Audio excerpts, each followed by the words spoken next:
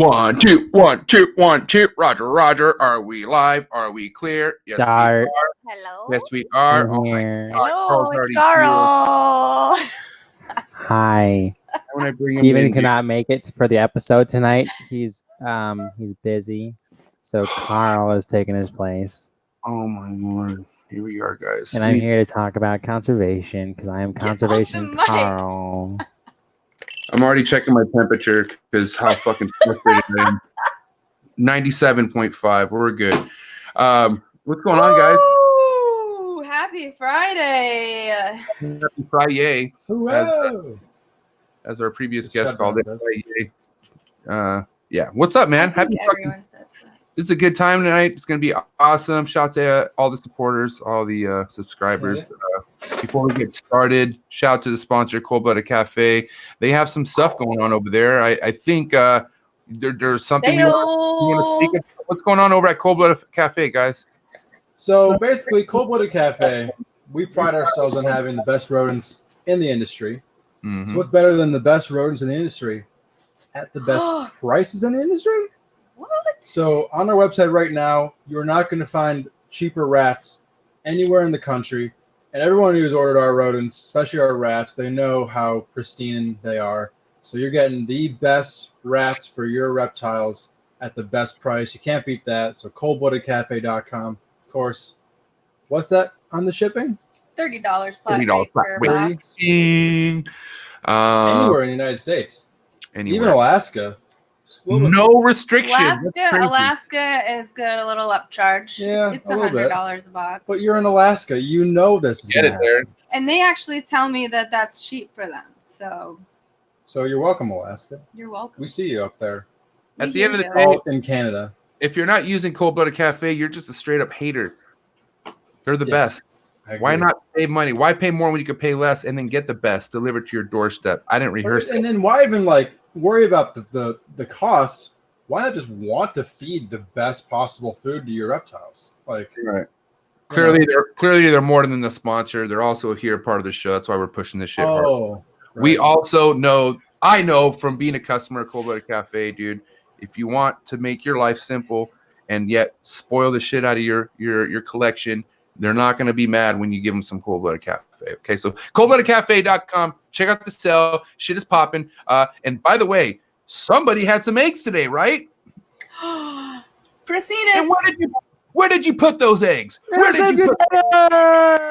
Oh my Lord! If you have freaking reptile eggs, they should be inside a sim container. Period, man. Period. Especially Sim- I'm on period. eggs. So shout out to the sponsor, John, over at Sim Containers, man. And then we also have, for all you alcoholics out there, we got our first local sponsor, San Diego local sponsor, but Creative Creature Brewery here local in San Diego, man. Check them out. They actually do shipping as well. So if you want to get some of that craft beer straight to your doorstep, you could get that as well, man. So a lot of cool stuff going on here. Yeah, Emily, go get your alcohol drink on, man. Yep. The more drunk you get, the more knowledgeable you get on emerald clutches. It's crazy. I know, right? Wow, Didn't do it. He said that. Yeah, I said that. I didn't say Dude. that. I said it All right. anyway. To the meat and potatoes, man. Meat and potatoes. I just want to say how I'm excited for the guests we have tonight. Super excited. I'll tell you one thing right now. The guy's coming out blazing hot with his new YouTube channel. You got to check out his YouTube channel, GS Reptiles, man. He is putting out some content that is just not to be missed, man. And you know what? We all know how it is coming out with the YouTube channel, man. It's hard to build traction in the beginning. But this guy's coming out swinging, and it's just information that you don't want to sleep on, and then you don't want to come across it, a couple years later when he's already blown up, and then, you're not stumbling across the OG video. So make sure you check out GS Reptiles, Gary Schiavino, and here he is in the flesh. Gary, what's up, my man? What's up, Gary? I feel nervous. You're live Don't now. be nervous. You're in here, man. I know. I You're said I in feel it. nervous. Thank you so much. Thank you so much for having me, and thanks for all the kind words last night, MJ, on the show. It was awesome. I really appreciate it, and it's great being here with you guys. I love it. You mean from this guy too? This guy really loved you last night, man. He From Patrick, yeah, I've known him a long time. He's a good egg. Patrick's a good man, yeah. So thank you so much for that, and it's great being here, and I love it. And thank you for mentioning my YouTube channel. It's like, I hit like 50 years old, and suddenly I feel like I need a social media presence all of a sudden. I was laying dormant for a long time. Better late But than never. you know what happened? Kill it. Yeah, you know what happened is that I I don't know, like everybody, I'm trapped at home with with Corona, and I just started watching a lot of videos, and it's like you get lost in them, right? You just it's kind of Like fun the to watch them. TikTok. And well, let's baby steps, Des, baby steps. Don't listen to worry that. about TikTok. No, Mine's But, like, blowing I up just- right now, Gary. I need your support. How much money have you let me tell you something. Brian made me a hero, big time. Brian literally made me a hero because he's on there all the time, and my daughter's 12, and she saw him, and she's like, "This Brian, do you know him, Dad?" I'm like, "Yeah, just write him a message," and he responded to my daughter, and I'm telling you, she was so thrilled. So it's like, That's nice. it was pretty cool. Yeah, Wait. Brian is just killing it, man. It's amazing, Oh, yeah. and. But anyway, I'm babbling, so you guys cut in obviously anytime Oh, here. can we clarify what Brian? I'm sorry, Des. Can we clarify what Brian we're speaking of real quick? Barczyk. Barczyk. Okay, I thought so. I just heard Brian. So Oh, yeah, I was saying Brian. Yeah, no, I listen to Cusco. I watch Cusco absolutely as well. But it's just that now that I started my own channel and I watch Barczyk, and you see his number, you watch the views and everything, it's like you really appreciate it after you start doing it on your own. I mean, it's pretty crazy. So, Gary, you're in what part of the country are you in? New Jersey, is that right? I'm in New Jersey. Yeah, I'm in New Jersey. I'm about 40 minutes out of Philly and about 45 minutes out of Manhattan. I'm like dead center. Born and raised? So, born and raised in Jersey. Yeah. So, and when you think about New Jersey, you don't think about it's like you always think Florida. People with reptiles, Florida. That's where all the importers are and everything. But I grew up 45 minutes out of Pennsylvania. There's a place called Jenkinstown, Pennsylvania. And if you ever read there's a book out called Stolen World. There's two. There's The Lizard King with Tom Crutchfield. I'm sorry, with the Van Nostrums from Strictly Reptile about the smuggling. And the other book is called Stolen World, and it's about a guy named Hank Molt. And Hank, in like the 70s and 80s, pretty much supplied he smuggled anything and everything you can imagine. I'm not speaking out of turn. I mean, they wrote a whole book about him. Yeah. And his shop it's literally 40 minutes from my house. So anything and everything you ever wanted was in that shop. I was a kid, so it's like I just had an entree to steal that stuff. And it's Stolen World is the book. I'm telling you, you won't be able to put it down. It's pretty amazing. Everybody in there, you'll know. He mentions all those names. So, yeah, but born and raised in New Jersey.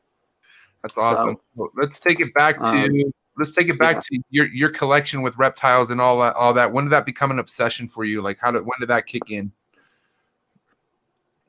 You know what? My brother is 6 years older than me, and when I was 13 years old, he bought me a Burmese python. I was 13.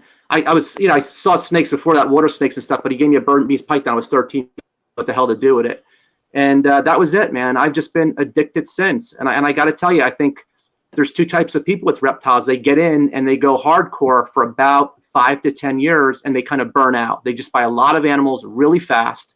Yeah. And they burn out. It doesn't become fun. It becomes work. And then there's the guys who just, man, it's you just stick with it. And yeah, I'm 52 years old now. It's weird even saying that out loud. I've been doing this for 39 years. And I got to tell you, I'm seriously more into it now than I've ever been. That's the truth. Like I eat, sleep, drink snake. It's really sick. It's my mother used to say, oh, you know what? Don't worry. She said to my father, she said to my dad, don't worry. He's going to get a girlfriend and he'll forget about snakes. It's like probably, 15, 16. So anyway, I hope you guys always stay with it, man. And I really mean this, man. I hear you guys talking on the show, and like you guys, the passion you guys have, no joke. Especially Steve, and I know the Scrubs. It's, I just hope that you maintain that, and you guys will be the next generation of just doing some amazing stuff. So I hope you keep it going. They say you are who you hang around with. That's why I hang around with these two as much as I can, because I'm like, you know what I mean. These two carry a great big passion with their animals. That I want to have within me for the rest of my life. Yeah. So it's amazing, man. It's when you're in this for the right reason. It's literally a part of your your life for the rest of your life. It's amazing. It's pretty awesome. Good. You have a question, Steven? And just I'm sorry, guys. No, we're good. We're a little all over the place, but that's just how it's going to be. Go ahead. Okay. Yeah. No, I was just going to say and Des, I got to just say one quick thing here about Forrest. We're talking about passion, is that, not the last time I had seen him in Arlington. It was in the Tinley and then NARBC. It was about 2 years ago. And we were just talking about the demand for these animals now is just ridiculous, right? All these these guys breed thousands, Bill Brandt is breeding was breeding 80,000 leopard geckos. And you're saying, where do all these animals go? And I was at the bar for 3 hours with Eugene Bissett. We were talking about all the thousands of animals he produces and Mark Bell. And I was just hearing all these numbers, and I kind of had known about them, but just to actually hear them live. And so I ran into Forrest, and I was just saying, Forrest, I was talking to Eugene last night for 3 hours at the bar. We're talking about the volume of animals these guys are producing, and everything gets sold, And Forrest looked at me and he said, you know what, Gary, you know why they all get sold? He goes, because people are finding out what you and I have known for many, many years, is that reptiles are cool. Yeah. And it just, I don't know. He said that to me. It's I don't know. I just did it. I didn't do it because it was cool. I just did it because I loved them, but it's true, man. People are really coming around and realizing that these things are pretty awesome. So yeah, I agree. It's not going to change by any means because, I always talk about the collaborations that's going on with celebrities and stuff like that. So it's literally only getting more cool and more cool as time passes. Yeah. So it's fucking not going anywhere. I'm super stoked, especially with Steven's clutches and pairings that he has going on. That just means they're going to need rodents. So, Duh.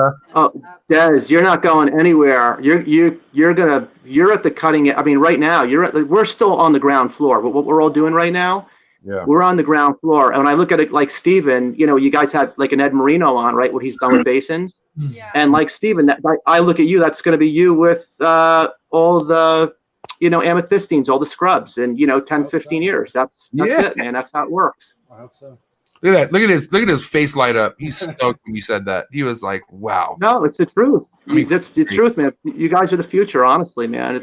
You guys are going to wait till you see what we got coming in soon. I can't wait, man. Honestly, I love it. I really do. It's just awesome. Up front. Mm-hmm. All right, this episode's not about Steven. Right. Hey, Gary, and talk over half of someone else's episode. Yeah, you do get a redo. You do get a redo for sure. So, Gary, can we go back to so you got a Burmese and whatnot. At what point did you start collecting animals and you're like, shit, I'm gonna start breeding these motherfuckers? When did that when did that MJ, let me tell you something, man. I never thought about breeding them. I was way too intimidated. The guys who were breeding, they were just, everything was, you're talking about, now keep in mind, you guys know this, I don't have to say this, but you're talking pre-internet, right? You're talking pre-shows.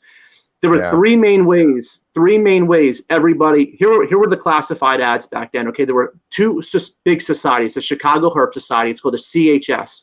I don't know if it still exists today, but they had a massive classified section. I was a member back when I lived in Chicago. Okay. Whoa. The other one's the NOAA, Northern Ohio Association of Herpiculturists. It was out of Ohio, so that was NOAA. And do you guys know what the fauna classifieds are online? You've been to fauna? Yeah. Mm-hmm. Board of Inquiry? Okay, well, that was all print before the internet. That was actually a printed brochure, the fauna classifieds. You still got some of from the same founder. It was like 2 pieces of yellow paper with printed on both sides. Awesome. And that was it, man. That's where you saw everything, And I think, Steven, I was telling you the story, but I remember driving to Dayton, Ohio. it was once a month, which is 8 hours from me. And I was, I was older than you, Steven, but I was a kid. I was, 19, 20. And you just showed up in this old VFW hall. And that's where I met Brian Barczyk for the first time, in our early 20s, It's so funny. It's so funny. You're like, I was a kid. I was younger. What did he say? I was older than Steve. He said I was older than Steven. I was 19, 20. Steven just turned 17 the other day, actually. No, I'm saying, I know he's so young. It's crazy. No, he's 19. next month. So yeah. He's 20 next month. He's He busts his balls all the time. Because I met Steven when he was a freshie 17. I couldn't believe it. I met him when he was 15. Yeah, he's a man child. He was a man child when I met. It's crazy. Yeah, he's always been a man child.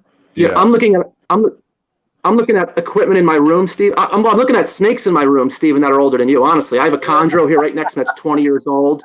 Yeah. You guys can't see them, but there's 2 big basin females behind me, but they're both 16. I don't know if my lights just went off. I don't know if you could see her in there, but she's a monster. But yes, I can see it. I got 5 animals in this room. They're all closer to 20 than 15. Yeah, so it's you guys know John Martin from I'm looking at a rack that John built me. It's 30 something years old. It's crazy. So we're gonna talk about basins real quick since you brought them up. Yeah. How did your basin collection start to grow? Like when did that start to come into your career of collecting reptiles, the basins? Yeah. MJ, I had basins so many years, like so many times, like so many people. Look, I was younger, I had a young family, and my wife wasn't working all that time. And so the bottom line is, I have a bunch of animals all the time, and then I wind up having to sell stuff over the years, just, hey, got to pay the bills and sell stuff. So many times I started basin collections. Sanzinia, I had a group of Boelen's pythons. It's like people offer you crazy money. And then but right now the basins I have, literally I've had less than a year. I just bought an entire collection. Every animal in the collection was minimally like 14 years old or like 20 animals, and I just bought the guy's entire collection. I sold off some of those animals. Bad connection. Bad connection. Can you hear me? I lost you for a second. You're good. You're back in. You good? You got good battery? Could be your battery. Okay. Yeah. Okay. I was going to ask. I don't want to turn this around on you guys, but I was always curious. Is like, so how do you guys all know each other? Like I know how Des knows Steve, but like how MJ, because you're in California, right? Yeah, so I'm in California, and let's take this back. Well, shoot, man. Okay, MJ? so To the gay pride parade. Damn, that's heavy. That's super heavy because MJ. you weren't. So that's how MJ met Forrest. I don't think. Slow down. I don't think Gary can hear us. I think Gary's having sound issues. No, I can't. Right. Now I gotcha. I'm glad he is having sound issues because. All right, what's going on over there? Desiree, I'll let MJ talk. Desiree had her moment to be funny and she ruined it. You didn't listen to it, and now she's like embarrassed and her face is turning red. And I'll say it again. Go ahead, say it. So Forrest and MJ met at the Gay Pride Parade in California. Okay. Yeah, I think I heard something about that. I know, right? Everybody did. Yeah. Just embrace it, MJ. Just go with it. Seriously. God. Yeah. That's crazy. Yeah. You're lucky Forrest isn't here because I would just say what the truth was with the gay pride, but I'm gonna respect my man's up there and I wasn't there, so and leave it out. No, but okay. Whatever you guys did's your business. Whoa. What are you drinking? What's in her drink? Did you check the water? I'm like, this isn't Des until at least an hour and a half into the show. This is usually Desiree, like towards the end of the podcast. We're 18 minutes in, and she's like, man, she's going in right now. I told you, MJ, I had a rough week, a rough day, a rough. Good, then let it out, guys. All right. Well, I'm your punching bag. Then go ahead. I met MJ at Pomona. That's when I first met. That's when I met Forrest too. I first met Forrest and Steven together at the Pomona show. It was 2018 Pomona show. Yeah. And then we had to hang out with Ryan Willison the night before. Okay. Cool. You can bring that up.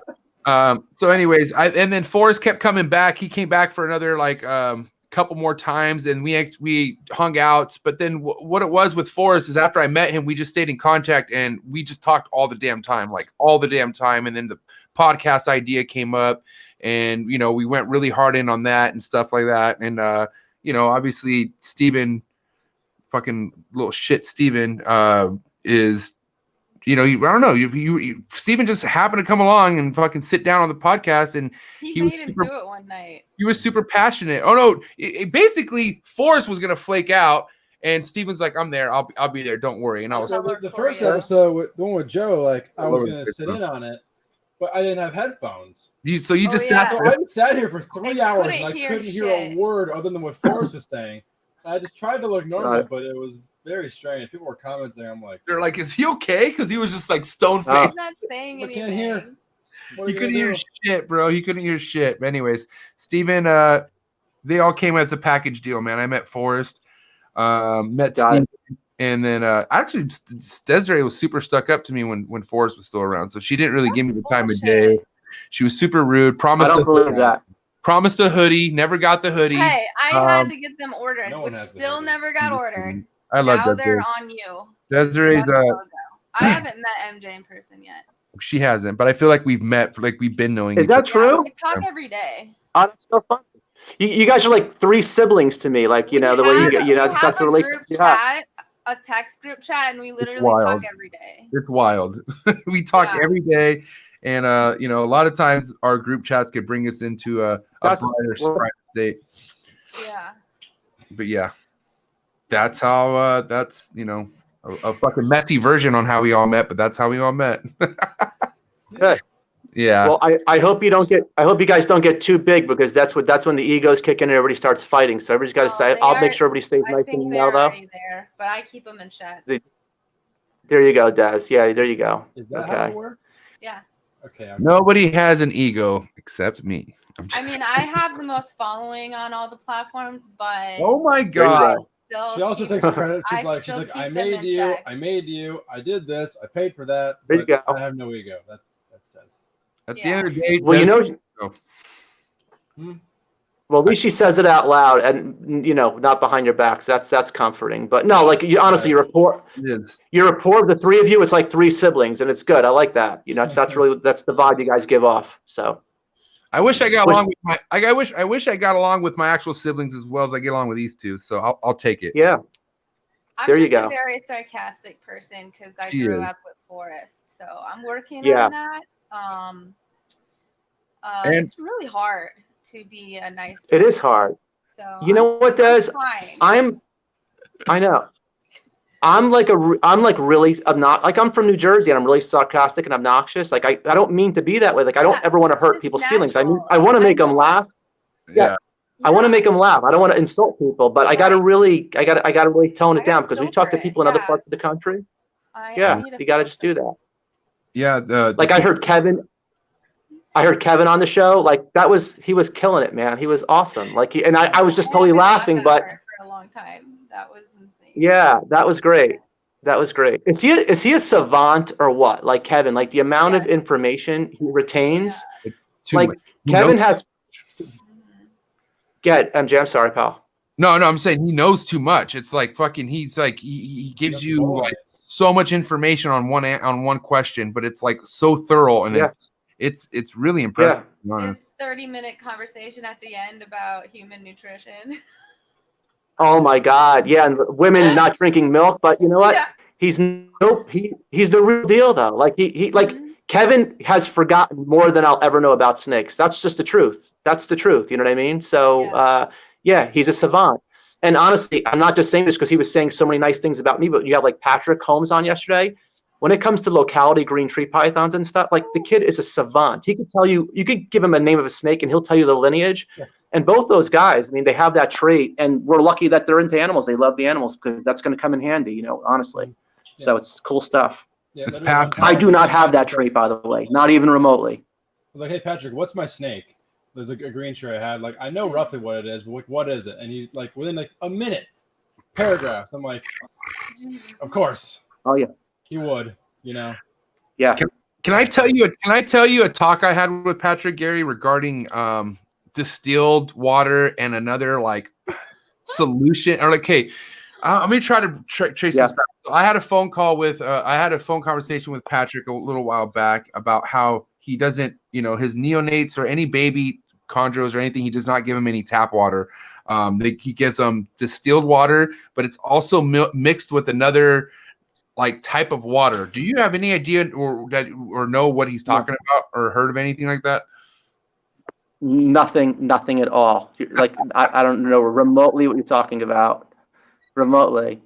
Patrick. I don't. I love him, and he's amazing. And I'm not just saying this to be nice. I mean, Patrick, listen, I like to think I taught him a lot over the years, but now he could teach me a lot more than I ever taught him. That's just the truth. He's off the charts, man, but he killed it this year. I mean, he must have produced, I don't know, 60, 70 babies at least. I mean, he killed it this year, So, but yeah, within 30 seconds of any conversation with Patrick, he's going to ask you the tail color of your green tree python. What's the tip of the tail color? And he's going to just take it from there as far as, locality and breaking it down.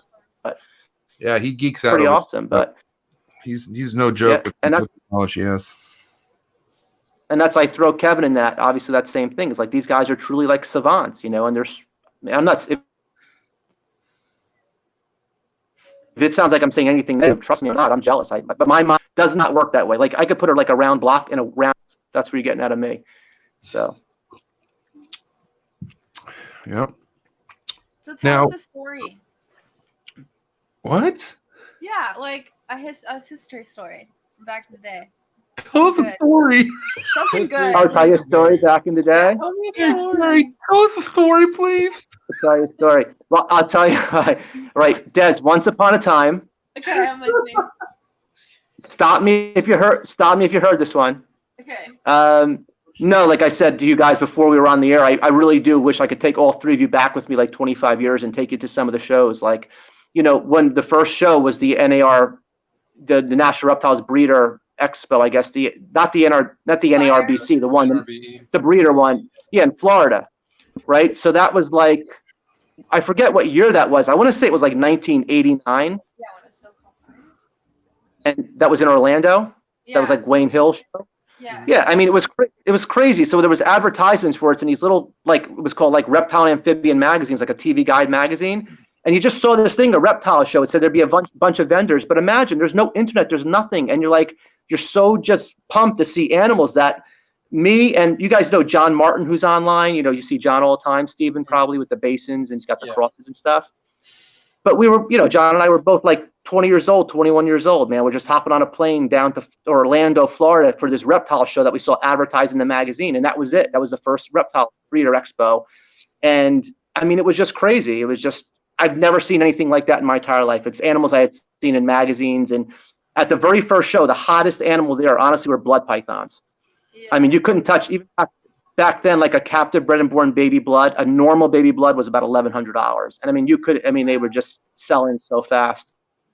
But the things I remember distinctly about that show were that, you know, people had screwed people over for years before that doing reptile deals, you know. Like, it's different now because if somebody screws you over, it's like, okay, well, now you could try to find them through Facebook, through people and everything. It wasn't like that back then. You know, it was just, you know, that's it. You got screwed, and you know, somebody disappeared, right? Because they weren't picking up their phone. There were no cell phones. They didn't pick up their phone. You mail them a letter. That's how you connected with them in the first place. But I just remember distinctly, I was in the elevator at the very first show. This was the day before the show starts. It was on a Friday, and I'm telling you, like, I was in the elevator, and there was a guy named Michael Powell in the elevator. There's a Michael Powell today who does reticulated pythons. This is not him. It's a different Michael Powell. This Michael Powell was kind of like a Joe Switowski type, in the sense that Joe, he does a lot of importing and that kind of stuff, and he was kind of that, selling that kind of stuff. And so Michael, and I'm not comparing these two guys at all. I'm just trying to show you he didn't really do a ton of breeding, but you know, Joe is so well, as you guys know, Joe is so connected, all like the hard to get stuff, and that's what this guy Michael Powell reminded me of. Anyway, I just remember getting in the elevator with Michael Powell and just talking to him a little bit, and then we get to a floor, and somebody must have been just following him and just punched him in the face as hard as they could and just left the elevator. Nice. And I mean, that's the kind of shit that was happening during the first show, because people had gotten screwed over for years. Bring those days back. And you never. Oh, yeah. What's that? Bring those days back. That's what we need. Motherfuckers need a quick pop to the See what I'm mouth. telling you? I gotta keep these It guys doesn't- in mind. MJ, it doesn't fighting happen anymore. solve anything. No, But no. it doesn't happen anymore, man, because there's Facebook and people block each other, and you could telegraph, you know, where somebody's going to show up, so you don't show up there. It wasn't like that back then. I'm sure Michael Powell couldn't believe wherever this guy was, he even knew about this damn show. You know, that's really what it came down to. Yeah. The guy hired. Someone probably hired to sock this dude, to be honest. You may have, yeah. Wow, but did he get messed Did up? you buy anything from the first one? But yeah, Michael was selling monkeys, and No, you. I bought, the very first show, say that again, Des, did I what? What did you buy from the first show, if anything? Des, I had hardly any money back then to buy anything. I'll tell you, here's my story with the first show. Now, keep in mind, you didn't see animals back then. And I was trying to find a D'Albert's python, a white-lip python. Again, see, when I say this stuff now, it's funny because this shit is everywhere, right? A D'Albert's, a white-lips, you get them everywhere. Back then, you were only seeing this stuff in books, keep in mind, right? So I wanted a D'Albert's python. So I come to a guy's table, and I thought it was a D'Albert's python, and I bought it. And it was like $350, which, you know, 21 years old, back that long ago, was a lot of money. And I bought it, and I bring it back to, you know, I'm showing my friends. I'm like, hey, guys, check this out. And they're like, I get the Albert's python. They're like, that's not the Albert's python, Gary. That's a fucking Macklot's python. I'm like, are you kidding me? They're like, no, man, that's a Macklot's python. So literally, I had to my tail between my legs and go back to the table. And the guy was like such a douche to me. You know, he's like, dude, and I didn't, you know, I had only seen him in pictures. I didn't know. So anyway, he did take it back. But so I didn't wind up buying anything. But like Eugene Bissett was there and Trooper Walsh with like all the, you know, the chondros and emeralds hanging in the one. Was Terry Phillip there?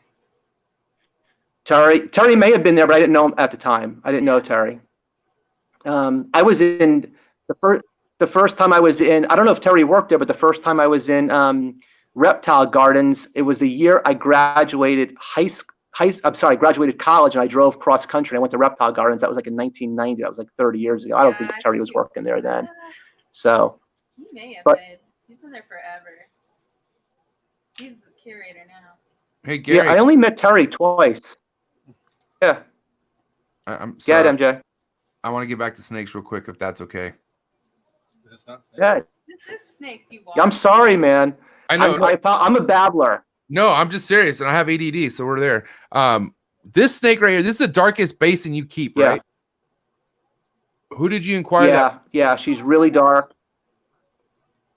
Yeah, so I got her from that collection I told you guys about earlier. That guy I bought her from, man, I'm just telling you, he had all these animals, about 16 animals, a bunch that I sold him 16 years ago. He never tried breeding anything. He kept them as pets. Ed Marino produced that animal. And, you know, people always say to me when I post that picture, they always say they love their story. They love is that, hey, listen, they all start getting dark like that after they hit about 10 years old, because she's going to be 16 years old. And but I could tell you this, I've seen a lot of older Basins. I have 4 older Basins, all over the age of 14, 15 years old. And she's by far the darkest one I have. That animal's about 7 foot, by the way. Wow. She's a beast, man. Jesus. And I wouldn't take her out right now, because, you know, the cage lights are out and stuff. But like if during the day, I could just go in there and just grab her off the perch, man. Basins to me are, you know, I'm a chondro. My blood bleeds green. I always say, man, I'm a chondro addict. But Basins are they're just amazing, man. You know, I mean, they're just amazing. So what the hell is this, bro? I know it's a chondro, but I mean, can we talk about this, the locality, or what? Like, what's happening here? Yeah, that animal's awesome. I produced that animal back in 2017. It's in what they call an RFAC locality. Wow. You know why it looks that nice, MJ? Because the only one in the clutch that made it. The female dropped all infertile eggs. Was one fertile egg, and that was the winner. This was the one that made it. That's a holdback. That's it, man. That's it, man. The one and holdback, yeah. That's the holdback. How's that snake doing? I always say, you know, in 2013, I produced easily over 100 chondros in 2013 babies, and I got to tell you, what's that? I didn't say nothing. Oh, you guys froze up. I can try. Are you here? Yeah, we're here. In 2013, I produced over 100 chondros, and I got to tell you, I haven't produced over 100 chondros since 2013. That's a lot of. So I've been getting my ass kicked. I'm gonna try. I was gonna try to take it out for you. Wait, you can't see it, but it's gonna nail me pretty badly if I go in it now. I could try to. Is that the chondro or not really? Oh yeah. That's the one in the picture, but you can't see it. The lights are out, but you can see it's like already. It's gonna strike probably. Can you see it or not really? I can see it. I can see it. Take the bite. Yeah. That thing's ready to rock. Yeah. It's gonna sound like a 13-year-old girl screaming over here if I let it. I'll show you the you see this girl is ready. This girl is easily 7 foot as well. I'll show you her, and you can see her hopefully. I can't see in the phone. Can you see her good? Oh shit! Yes, yeah. I can see that. Yeah, gorgeous. Yeah, she's big. But here's the really dark one. And I listen, I'm keeping my fingers crossed. I'm hoping to God this girl is pregnant. You'll see she's holding her belly. She's lowering her belly. I put a second perch in for her, so she's comfortable. And I'll show her to you, and you'll see how she just doesn't look comfortable, which is what you want her. See how distended she is? Oh my Manta. Can you see her good or not really? No, we can see her good. You can keep it there. That looks perfect. Can you guys see her? Oh. No, we can. We can. We could see her perfectly. Okay, you could? Okay. Yeah. Anyway, I think she's gravid. We'll see. That'd be awesome.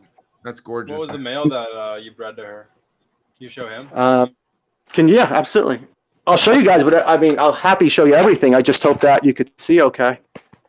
Because I watched your show, and I know, like, when Ed was showing the Basins, and I know it's tough. But can you see him? We could share. Yeah, we could see that. Nice. We'd even go a little bit closer if you like. It's up to you. Yeah. Oh yeah, there it is. Damn, that thing's badass, man. Yeah. That's another Ed Marino animal. There's this guy up here, but he's another male that I use to breed. Oh Wow. man.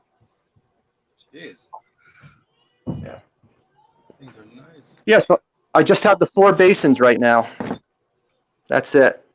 But I'm getting my ass kicked this year, guys, in breeding. I could tell you that. Honestly, it's not going well. Just with So we'll breeding, see. I need something to sell. just with breeding the Basins, is what you're saying by getting your ass kicked? No, man. You know what? Here's what I'm really good at getting animals to breed. If you give me any pair of animals, I'm not saying this. If it sounds douchey, I'm really sorry, but I'm really dialed into my room, so I know my temps. I just know my parameters really well. So if you give me a pair of snakes, I promise I'll breed them for you. Now, the problem is, like, if you expect live babies or eggs, that's where we run into issues. So, you know, like my diamond female, like, she became egg bound. She was my first one to go. She became egg bound this year. I think we saved her. But, you know, so that was a bust. I have a silver Savu python. I palpated her. She had 6 clear follicles in her. She's phenomenal. And I'm telling you guys, I didn't even say this on my channel yet, but I'm 99% sure she reabsorbed her follicles. No. Damn. I'm so bummed, man. I'm like, you know, you guys know that 6, like, MG, I know you produce chondros, and obviously I know, Steven, you with the scrubs and stuff. So you guys know, right? When stuff is gravid, it doesn't eat. It's that simple. Yeah. So, Fine. so I have a group of like 10 or 12 Savus, and this is the only female out of 5 that took for me. And she did all the right things, man. She stopped feeding. There was a bunch, when Savus breed, they put out a bunch of blood out of their cloacas. That's how you know it's a successful breeding. There's like blood everywhere it comes from, I actually think, the male's cloaca. So, man, all the signs were there, blood all over the cage. She went off feed. I palpated 6 follicles, man, and then she just had her post-ovulation shed, and 15 days go by, no eggs. 16 days, they were on day 30, and I went in her enclosure, and dude, she looked like she wanted to eat. I'm like, God damn it. And I just put a mouse. She just grabbed a frozen mouse, and boom, man, she nailed it instantly. And it's just like, you could see like the ghost leave my body. You know what I mean? That sick feeling.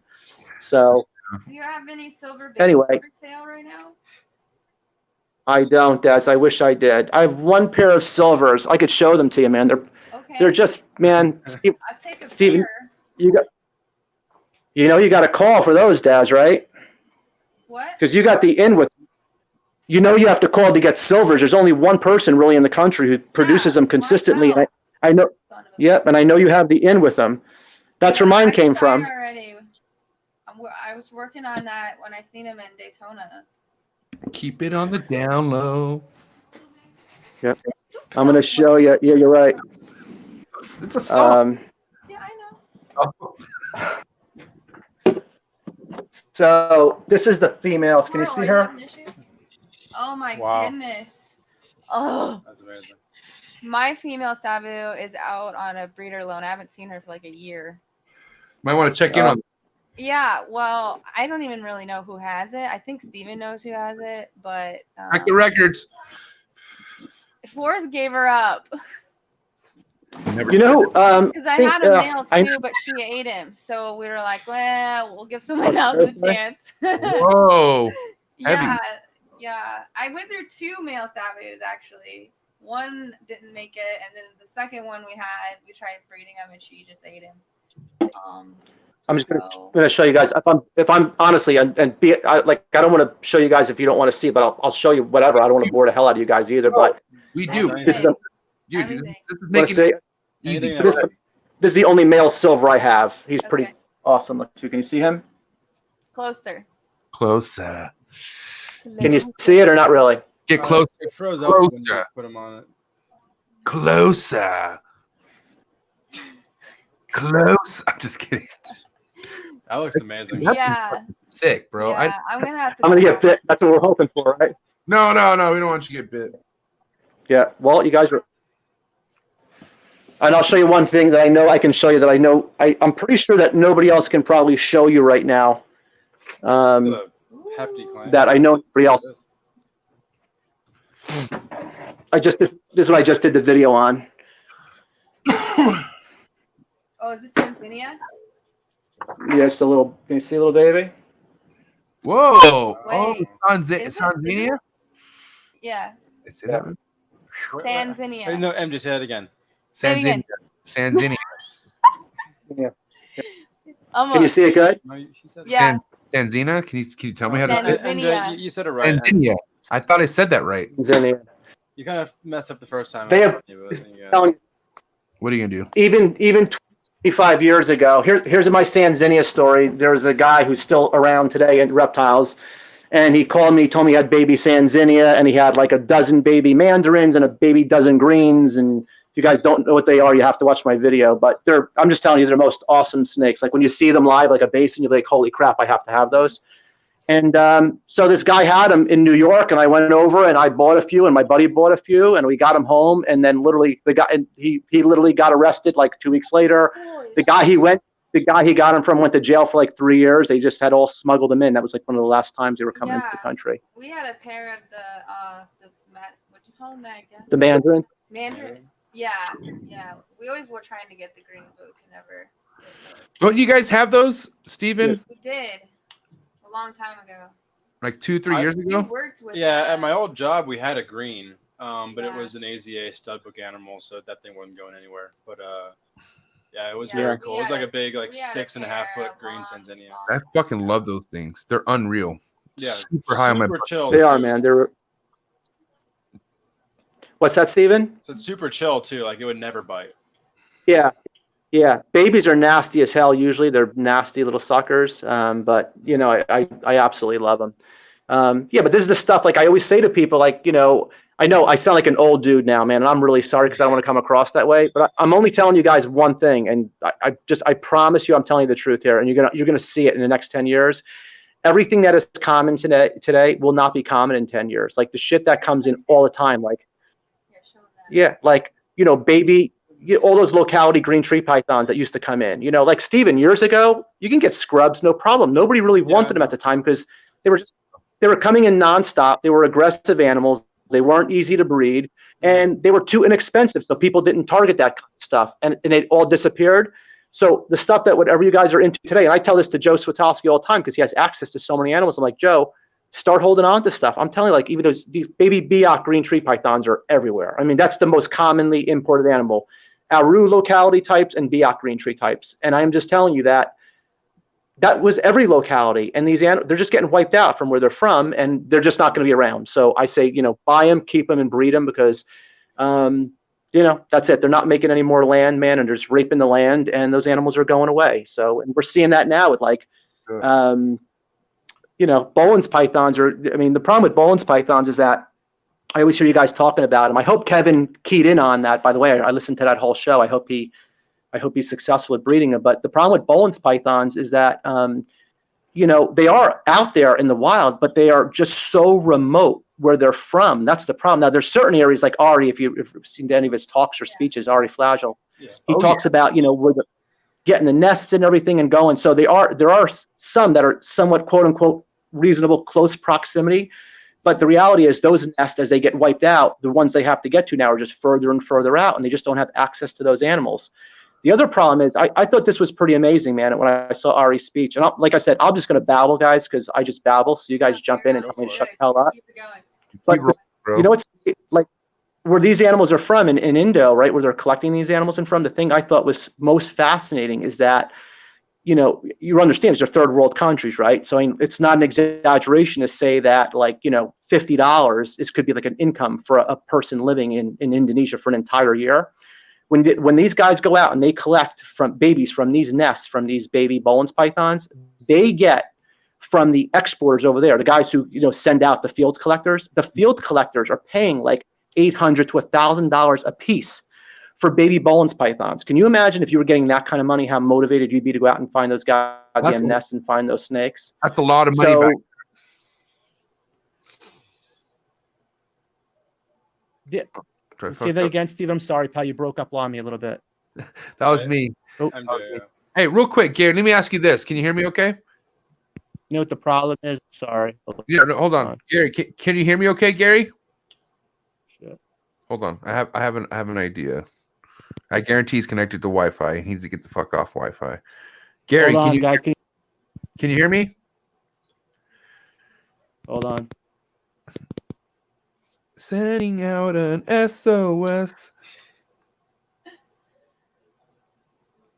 Well, so far, it's only been 45 minutes, and it's been super heavy on information. I like how Gary keeps apologizing to wanting to rant. We like our guest to rant. That's what we're here for. I mean, we like as it is, the three of us talk way too much. So Really, Steven? The three of us talk way too much? The three of us. My mom says I don't talk at all. I'm trying to be nice Thank to you. you too. So I try to like. I talk way too fucking much, but it's because, well, if I didn't talk, this would be a silent fucking show. How about that? Bullshit. Let me ask you questions then. Let's see where this goes. Steven, I always look at you, you goober, and I say, hey, do you want to ask a question? You go, no, I don't want to. He was talking. Get out of here. Don't start with me. I'll put you on blast right now live. Careful, you might trigger Carl. I'll fucking murder Carl. I will murder that little goober. Oh, pull up, bitch. Fuck that little nerd. Fuck that nerd and his whole family right here. That's all I gotta say. Guys, hold on. Holy shit. Hey, Gary, are you connected to Wi-Fi? The Carl Smith one. Yeah. I can. All right. You're gonna have to log out and log back in through the link I sent you. Can you hear me now, MJ? Yeah, I can hear you. Can you hear me? Your camera's frozen. Okay, that's what I just tried. Tell him to log out. I can hear you perfectly. Okay, log out and log back in because we can't see. You're frozen. All right. Okay. And disconnect from Wi-Fi. Disconnect from Wi-Fi. Got it. We'll see you right now. Okay, I got you. What's up, While Carl? we have a moment, I think Carl needs a little bit of an interjection. Fuck Carl. I don't want to deal with this fool right now. Oh. Don't censor Carl. Don't censor Carl. He needs to disconnect. All right. I'm going to use the bathroom. Go ahead and talk shit. Fuck. Okay. Here's Conservation Carl. And I'm actually very grateful that I have this platform finally to talk to my fans one-on-one. Because you all here, you know why. It's for Conservation Carl. Okay. Let's talk about a conservation topic today. Desiree, what's a topic in conservation that is concerning the native populations of the world? Let's talk about a Bronia. I was gonna say that. You know what that is right there on our sign? That's a Bronia smithi, aka Smith's arboreal alligator lizard. They are from, I think they're from Mexico. Carl is more of a U.S. species type of guy. But anyway, Abronia are in great decline in the wild. And you know why that is? It is because of deforestation in the cloud forest environments that they come from. They come from very high elevation with very specific habitat needs that are supported by a highly functional cloud forest. No. Just go check my story. Wow. It's a basin. Wonderful. They're plentiful in the wild. They're captively bred. Ugh, who cares about basins? You know, I care about rough green snakes. I care about prairie rattlesnakes. Oh my God. Very widespread species used in the synthesis of crowfab, the antivenom for the rattlesnakes of the Americas. It's very important. Let's get back on the topic of Abronia. Can you guys hear? Hey, Gary, what's up? What's up, Gary? Oh my God! I'm gonna hold on. Carl's Holy shit! I'm sorry, guys. You're good. It's like this reminds me of Ed. This reminds me of an Ed Marino episode. It does, yeah. I know, man. I'm sorry. All he needs is a cigar. and some some machine guns. Yeah. Oh my God, dude! Fuck, I can't wait. Round two is gonna be epic. All right, dude. All yeah, right. everything's way better, Gary. You're solid. I'm sorry about that, guys. No You're worries. fine. It's not the first time we've had technical difficulties. Nope. We Yeah, had like a I heard the one show you guys. I heard that one show you guys did. What was the guy's name? I don't really know him, but he's a really funny dude. He's a ball python guy. Yeah, David Levinson. Levinson. We had to drive to the Walmart. Yeah, it And took he had like driving his car to Walmart. we waited 45 minutes. There was I know. dry air, not dry air, but we had Okay, a but you can, for 45 minutes while he drove to a Walmart.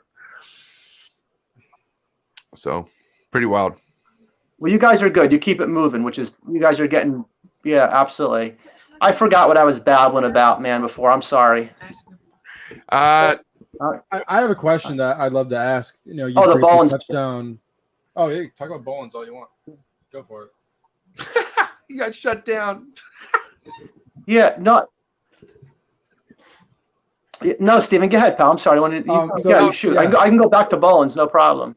But at the beginning, you kind of talked on you were pretty close to Hank Malt's place growing up. What were some of like the craziest animals you saw come through there? Well, I'll tell you what. As I got old enough to start driving up that way, his shop closed. But there was another place there's a guy named Jay Jacoby. Jay's still out there today, and Jay would get connected with Hank Molt. But back then I was seeing like diamond pythons, which you just never saw a diamond python anywhere, but just tons of there was another place called Martin's Aquarium. But all these places, if you read that book, Martin's Aquarium and Hank Molt, and like everything was wild caught and imported, but it was just anything and everything. Baby green anacondas, like were $40, $45. Now they're like a baby green anaconda now is like $800 to $1,000. It's crazy. But just there were a lot of the ball pythons back then too, but they were wild caught babies or wild caught adults. They weren't those little babies that we're used to seeing now, like where they hatch them over in Ghana and Togo and ship them over. These were called bush babies. They were actually wild caught baby ball, when the season after they all hatched, they would ship them over. And true story with the whole Kevin McCurley stuff with the ball pythons is like, look, Kevin always knew his stuff, but when ball pythons really started kicking in, I am fully guilty, man. I would apologize to Kevin if I saw him, because I was one of those people that when he was like putting prices on ball pythons, I was literally like, this guy is out of his mind. Like he's out of his mind. What the hell is he talking about with these things? So anyway, the laugh's on me. Last laugh is on me, man, because I'll tell you, like, Kevin, every little nuance in those animals, man, he noticed, and he, he picked up on them. So, no, the only Bowens python, get MJ. I'm sorry, buddy. Go ahead.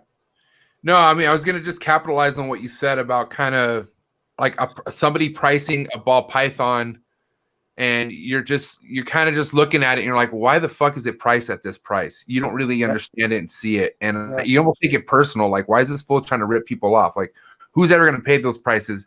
And there were a couple like morphs out there that I saw that I don't see anymore, but they were like wanting 75, 6,500 for, and it kind of just washed away. So I don't think you're too wrong on that. I think he just proved his point, basically. Yeah, what the whole thing is, I never ever thought Kevin was trying to rip anybody off, because I knew he believed what he was saying. It wasn't like he thought he was bullshitting anybody. You know what I mean? Like he knew he had something there. But like, I'm just telling you, it was really bizarre. At the first show, and I think Nerd, even believe it or not, back then, they didn't have anything like they do now with the building and stuff. Nothing like that. It was just, it may have been Kevin just working out of his house or something. I have no idea. But he was Nerd even way back then. And just seeing at the table in like a high yellows and stuff. And this is before albinos, guys. There were no albinos. There was a guy named Jamie Quick who had pastel ball pythons, and Jamie had a pretty rich dad. So Jamie had some of the first albinos he was selling, him and then Bob Clark for like $7,500 a piece. That's what started kicking it off too. Yeah. But here's how I used to see ball pythons. There was a guy. It was in the Notes from Noah. It was this newsletter from this herp society in Dayton, Ohio. They put out this newsletter, and there was a guy in upstate New York, and he used to say he had really weird ball pythons. He had access to an importer, but weird meant, just striped and stuff like that. And I'm like, I want some of those ball pythons. And he literally sent me like 3 pieces of paper with he would take Polaroid pictures of the ball pythons he had.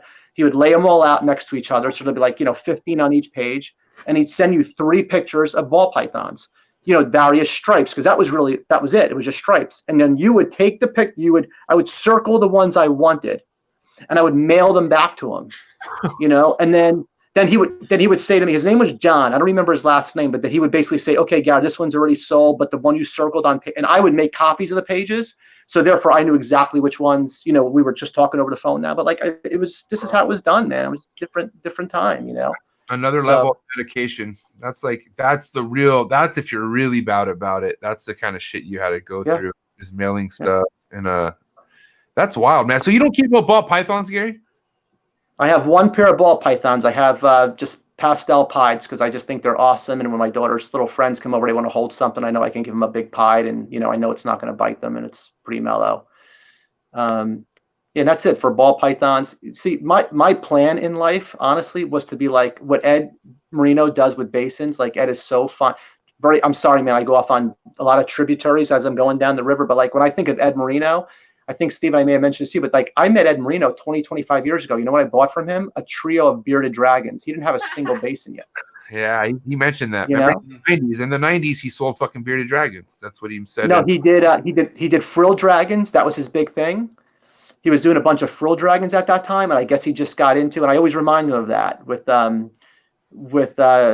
lizard, you know, just like I remember the first time I met you, I bought bearded dragons from you, man. I met him at like, I probably met him on the side of the road somewhere, you know, no shows or anything to meet. My inside joke with Ed Marino, man, and this happened, he has an amazing memory, man. He's, as you know, when you're talking to him about those basins, you see how he is, man. He is so dialed into those animals. He loves those animals, and there's nobody who knows more about him than Ed. But one time I made the mistake of, this was at the Hamburg show, and we were in the parking lot, Ed and I, we were just bullshitting. And I said to him very innocently, and till this day, I'm telling him, and he never lets me forget it. I said, Ed, man, you'd sell a lot more animals if you took better pictures on your website. Because at the time, his animals were ridiculous. And this wasn't the day of like, you know, digital cameras now, right? I mean, this was like uploading the pictures back then. Yeah. And I'm just telling you, he never, that was 15, 20 years ago. And if I had known you, you know, at the time I could have gotten connected with you guys, I would have called your show and say, hey, ask Gary, says your pictures look a lot better now, or something like that. And even now, if he listens to this, he's going to laugh his ass off because he knows what I'm talking about. But he never lets me forget that. Honestly, he'll make comments till this day on Facebook with a picture, you know? So it's just pretty funny. I think I just want to say, Ed doesn't give a fuck. I mean, this is my opinion. This is just my opinion. I just feel like Ed does not care about getting the most crystal clear picture of his animal out there because A, he knows what the animal looks like himself. He knows what he has. And B, it's like, if you do so happen to get an animal from Ed Marino, you know, you know, in the circle you need to be for that, you know, as far as on the list, and there's a list of fucking years waiting list that nobody really keeps up with. They just never it's just gone in the wind. Fucking I was on the list in 2016 and never kept up, and it just it's wild, man. I had a buddy of mine, I won't even say his name because I don't want people to get jealous, but a buddy of mine who just picked up 1.2 fucking some of the nicest fucking snowflakes that Ed Marino had. And this buddy of mine, he just happened to know Ed like that and picked up fucking 3 of them just like that. And I was like just blown away. So I mean, I think Ed is just doing Ed. Ed will always do Ed. There's techniques that I've mentioned to other breeders about what Ed mentioned in the episode we had about keeping a little bit of water at the bottom of the tub until they get into an adult stage or sub-adult stage. And a lot of people were like, well, that's 80s stuff. Like, that's how they did it in the 80s. Well, fuck, I think Ed's going to change. It worked. And Ed, that's why Ed's probably still doing it. And it's like, I don't know. Ed's the fucking badass. Bro. Oh, no, man. I know, you're totally right, man. I know for a fact, I know somebody who, I'm not going to say the amount, but he offered him like a shitload of money for one of his snakes, you know, and Ed was like, no, man, I'm going to hold it back, you know, but Ed's weakness, his only weakness is he loves, and again, I'm not saying anything out of line. I love that he's a friend. Ed's weakness, he loves guns. He collects a lot of guns. The only way you may ever be able to get a basin out of him is if you have like some amazing gun he wants. But other than that, man, go find a World War II gun or something memorable as an M, something like that. You might get his attention, or a mannequin that like, I don't know, bro. Oh man, you got to find. It's true, but he's laser focused, man. He's laser focused, and honestly, man, until Nido came around, that's how really I was with the chondros, man. I kept a lot of my animals back.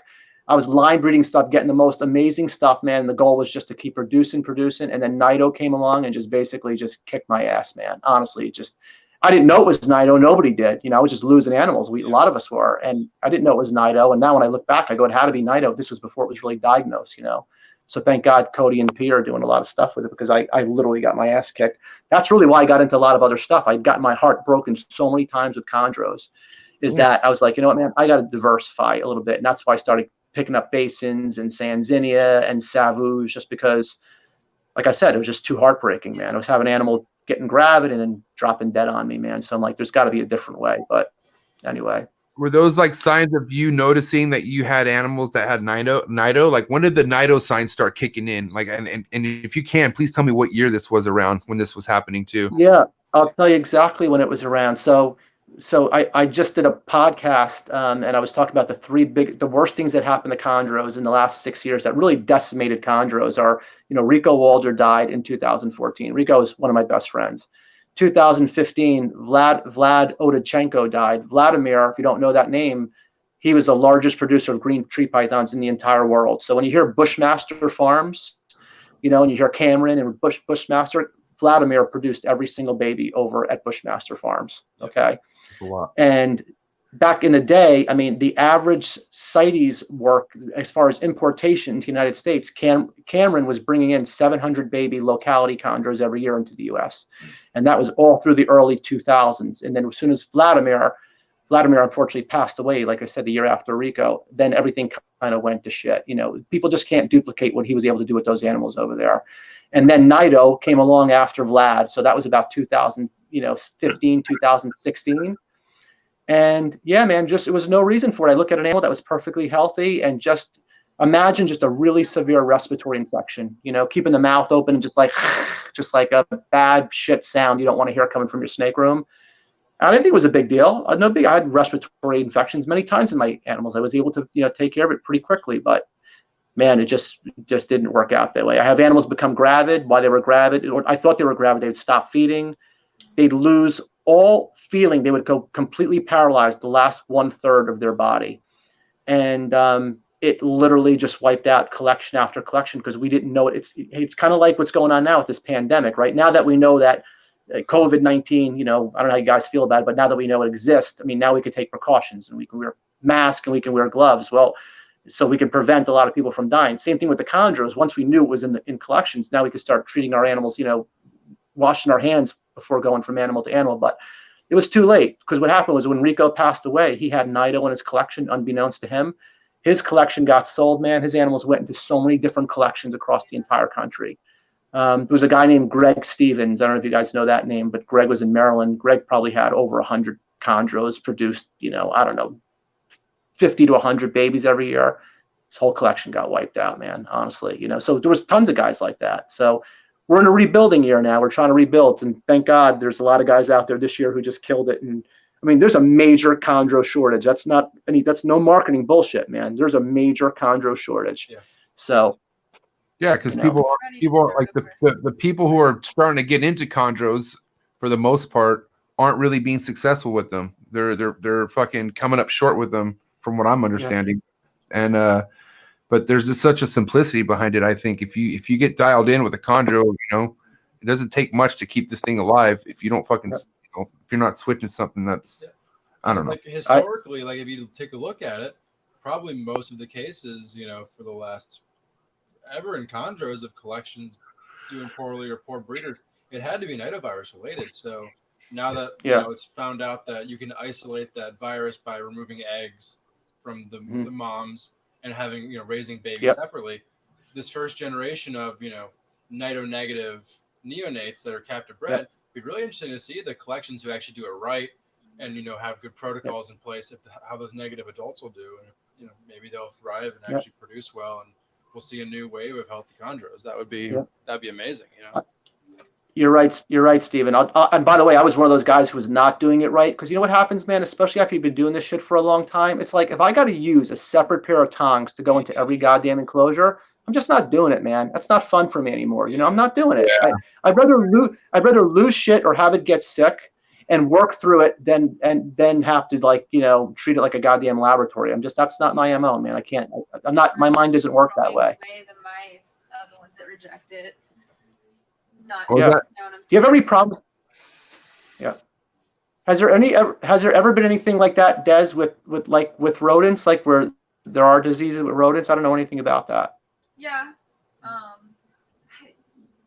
I didn't know as much of it as Forrest did, but what I was saying is whenever we were feeding chondros, if the mouse touched the chondro in any way or the face or whatever, take it, that just got thrown out, and then we go get a new one. Well, I would spray the tongue. And I do that. Yeah, I would never feed it the same mouse to any other snake in the collection, but I mean. With rodents? Yeah. I mean, not transferring. Yes, essentially. Nothing that would affect the reptiles. Oh, and I'm not saying anything. I'm just saying, but like, has there ever been? But like, I know nothing about rodents. I'm just saying, like, can a rodent get a cold and then like, they get fever. Yeah, there's a lot of different, they pathogens that'll go through rodent colonies. A lot of the times, a particular rodent colony will have some sort of underlying disease, but they've all become immune to it. You bring rodents from somebody else into your facility, and they're dead within a week. Yeah, you got quarantine stuff. Wow. And mice in particular are very bad at diseases. Literally, a disease can pop up in a clean mouse colony from poor management. Just it happens. Yeah, so I'm sure it does. Yeah, mice in particular, but there are different rodent pathogens that are definitely detrimental. But then also, there's a lot of people who have very good, clean colonies, and But as far as like feeders, if you have compromised snakes and you use like a rodent that you've thawed and then refroze or something like that, reusing of rodents to a compromised snake, you might have a problem or whatever. We've heard of that in like big collections, but it's going to take an animal that's actually compromised for a rodent to affect it. Yeah, no, I gotcha. Yeah, so that's it, man. That's what I was started off by saying I was going the Ed Marino route, which just really focused on chondros and line breeding and just breeding just locality stuff, and that's what I was planning on doing. And then, whatever, I got thrown a curveball, but I'm rebuilding. That's what I'm doing, man. I'm rebuilding and our but wiped out.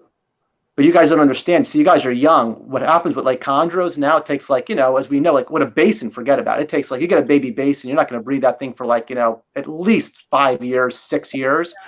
So now it's weird. Like now with chondros, I'm going, holy shit, like I'm going to hold back this generation of babies. I can't breed them for say, realistically, at least 4 years, 5 years. And I look at my age and I go, holy shit, like I only got like maybe 3 more generations left. It's scary shit. So these things have to live, That's funny. I have a question for you guys, and anyone can answer this.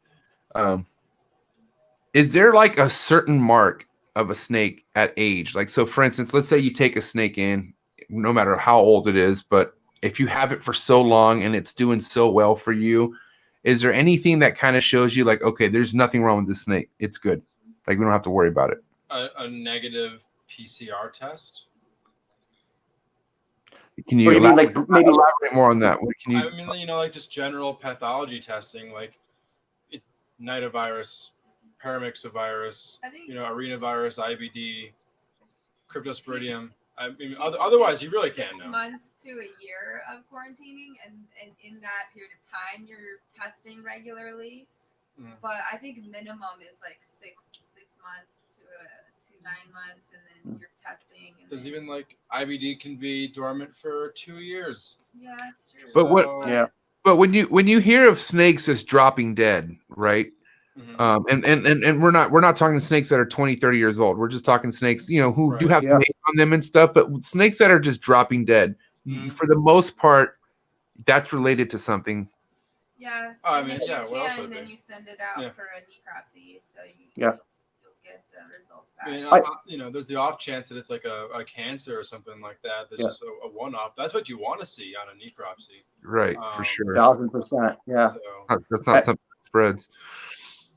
Yeah, Steven nailed it. It's so true, man. Because most necropsies, what people don't understand, man, they think when they bring their animal and they're going to say, okay, here's exactly what happened. Look, my vet, man, I think he's a pretty brilliant guy, but even him, under the best circumstances, what he really does is he just kind of does a necropsy and basically says, based on what I'm seeing, I'm thinking this happened or this happened. So yeah, when you see cancer, it's almost refreshing because you can point to a distinctive trait. I had recently an animal died from cancer. A big carpet python died overnight, man. I brought her in. She was just loaded with some type of carcinoma. But yeah, so when you see cancer, sad as it is, man, it's almost a relief, But as far as, I don't know, MJ, if you were asking that question as far as when they get to a certain age and when can you breed them still, or are they still healthy? But I was just going to make a point on that. Is I just showed you guys that big male Basin downstairs, man, and that animal is going to be 16 years old. Wow. And Ed Marino just sent me a picture of that animal's mother. So that animal is 16 years old. He just sent me a picture of its mother, which is 22 years old and is currently gravid. Wow. Yeah, I love that shit, man. That just makes keeping these all worthwhile, man. Because if you're doing it right, you're gonna have these for years. Absolutely, man. Yeah, very. Unfortunately, you don't usually lose a chondro from old age. Unfortunately, man. Usually, a respiratory takes them out before that. So that's nuts. And from your experience, if you happen to get a chondro with respiratory issues, do you go get it treated? Do you go that route, or are you just fucking? What's your protocol for that? You know what I do, man? I posted this on Facebook, man, and I've saved a lot of animals' lives. I'll take full. Well, I can't take full credit on this, but I've been doing this shit for a long time. So here's what happens when a chondro gets sick and gets a respiratory infection. When you have chondros, the first thing everybody should do is have an incubator set up in the room and going at all times. Just have an incubator. That's what we would do. I'm listening. Yeah, I would take it. So I take a chondro. Forget chondro. Insert any snake name here. Chondro, carpet, whatever you have, man. It's got a respiratory, slight respiratory. Put it in a Rubbermaid 12 or 15 quart Rubbermaid container. Any rubber, doesn't matter, man. Stick it in there. I take damp paper towel and I stick it in that incubator at like 85, 86 degrees. So I'm keeping it hot. And within 24 to 48 hours, about 80% of the time, that respiratory is going to have subsided greatly. Okay. Wow. If it doesn't get better within 24 to 48 hours after doing that with that animal, take out that damp paper towel that I just told you to put in. So you were just at 100% humidity. So that didn't work now. And now you took your animal out. It's just as sick as when you put it in the incubator 24 to 48 hours later. Now put that animal back in the incubator. Same thing, but take out the paper towel. So now there's no humidity. Now instead of going 100% humidity, we're going 100% dry with heat. One of those two things is going to clear up your respiratory infection. Yeah. That's it. We did Wow. that a lot. And sometimes we'd use sphagnum. I also, but good. So, and it works. The fancy name for this is called nebulization. That's what it is, nebulization. Yeah, I had to do that. Yeah. So, of course, that's it. Oh, of course, everyone's supposed to know that. I'm over here like, yeah. But it's true, MJ, and it works. And look, if you got a really, like, I had one of my female carpets, jungle carpet, man. She is a smoking animal. I was cycling her to breed this year. I was dropping her temps down to say 75 degrees at night, which is pretty, I've been to the Atherton Tablelands, man. It gets pretty chilly out there. So 75 at night, all my animals were fine. She's the only one that came out with a bad respiratory. And anyway, man, when I tell you, she was like, if you would have seen her, you would have been like, okay, dude, this animal's going to die. I mean, mouth open, just spitting out, the whole saliva, the whole thing working, man. I took her, I just threw her right in the incubator. I didn't even try the humidity with her. I just went 100%, just 85, 86 degrees, completely dry. Within 48 hours, when I tell you, man, she was 100% cleared up. I mean, perfect animal. That's wild. I put her back in her enclosure. A few days later, she started to relapse a little bit. I could see nothing like the first time. I stuck her back in for like 3-4 days in the incubator. And so why do you have to use an incubator? Why can't you just, if you're keeping her in a cage, why can't you just bump the temperature up in a cage? If you're keeping her in a rack, why can't you just bump the temperature up in a rack? Is it not going to get her better? No, it's not, because you need that constant heat. An incubator is the only way to do it. It's a consistent 85, 86 degrees for whatever it is, 2, 3, 4 days. And I just saved you, because listen, vets are amazing, but in this day and age, man, we're in 2020 and we're still using, drugs that we're using on mammals to try to treat snakes. And it just, you wind up losing more animals, especially chondros, man. They just do not do well when you're hitting them up with Panicure or whatever you're using. It's just, you're gonna kill them. So you're gonna wipe out their kidneys. So, but that's it, man. It works. It's like magic, and you're gonna kiss me when you see me if you use that and you try it, because you're like, holy shit, you're a genius. And I'll kindly. another really good reason to do that is, if you do have a snake that is exhibiting respiratory symptoms, you take it to a vet and, they're not maybe up on, reptile veterinary practices and, they pump it with Baytril or something. The snake can build immunities to these medications. And when you actually have a serious problem, it's not going to work. Right. So, try the necessary steps first, especially if you have a smaller collection and, something like nidovirus, it has a less of a chance, or if you've already tested for it or something like that, try something like this first. You don't have to just pump your snake with drugs. So if something actually really serious comes up, they can be helpful in the future. Yeah. Like I want to do I'm doing these videos now, and I want to do a video just on things like 3 quick things come to mind, like where I know I could save a lot of animals, but man, I'm learning that you take such shit when you do this kind of stuff. People are just all up on your ass. It's so, everybody's looking like you're not a vet. You shouldn't be. You should get the animal to the vet. And it's just like, I don't know if I want to deal with that. You know what I mean? But I can tell you, I could save your animal. I'm just telling you that right now. But so you just take it. Just keep doing it. Yeah. I think you have more experience than half the vets out there. They don't even teach reptile in vet school. Ask Emily. You get like a few pages. Like all of your reptile vets out there go to conferences. They go do these things to learn. Like Pia, like she's the, she didn't go. I mean, it's kind of like most vets out there. It's kind of how they say, Gary, how a degree doesn't get you street smarts. You know what I mean? Like, and what I mean by that is, like, if you want to have something affiliated with real things in life, like adapting to something that really happens on a real day-to-day, but you don't fucking have that experience because you're too busy in the books and not fucking doing the experience. Yeah. I don't want to go there, but I'm just saying it's heavy. Yeah, no, I totally agree. I think. Do it. I'm on board. Say that again, Des. Sorry. Yeah. I said just put the information out there. Put it, Yeah, it's heavy. Yeah, that's it. Half the people are gonna talk shit. I mean, look at Barczyk. He has hate pages, and I get so much heat for my TikTok videos, and we're not doing anything to harm the animals. And people are just, they just don't know, and then they just start talking like they do, and they're behind the keyboard. They're just trolls, and they're never. I know. It's true. And you know what sucks about like all MJ. Well, I don't know about the I've never done the TikTok thing. Don't worry about it. You're not missing out. I told Joe Switowski, I said, Joe, if you ever see me do a TikTok video, I want you to punch me in the face. You have my permission. And he said he would do it. Star on mine. Oh my God. Next time we're together. Yeah. No, imagine the day when Joe Switowski has a TikTok. No. He asked me about it. He's like, no, he didn't. Yes, he did. I have it on DM. Like, he got on there, and he was like, this sucks. This is boring. I'm like, yeah, you just don't get it. Yeah, he didn't figure it out, so now he talks shit about whoever wants to figure it out. Now he just watches all the girls dance, and they're like, there you go. Yeah. So find his future wife on there. Exactly. That's some like 90-day fiance shit. Don't be talking about my most favorite show like that. I know, dude. It's one of my. I don't even want to get into that show right now. I'm telling you, my wife has me hooked like a motherfucker. That show. Oh yeah, Let's. I'll do the same thing. I'm gonna blame my wife too, MJ. Yeah, my wife has me hooked also. Yeah. I mean, look, I have to spend quality time with my wife when I can. Half the time, when I'm not in the trap, she's on the couch. We're gonna eat dinner, and what do you know's on? Fucking another recorded up 90-day fiance, and it's good. What do you want me to do? It's fucking good. Well, from what I could tell, that show never goes off the air. It's on like 24 hours a day. It's like it's constantly being, run. But anyway, that's neither here. We're not being recorded right now, are we? Yeah, we're recorded as fuck right now. But I was gonna say I never even heard of that show, but it sounds. But I'm glad you're in.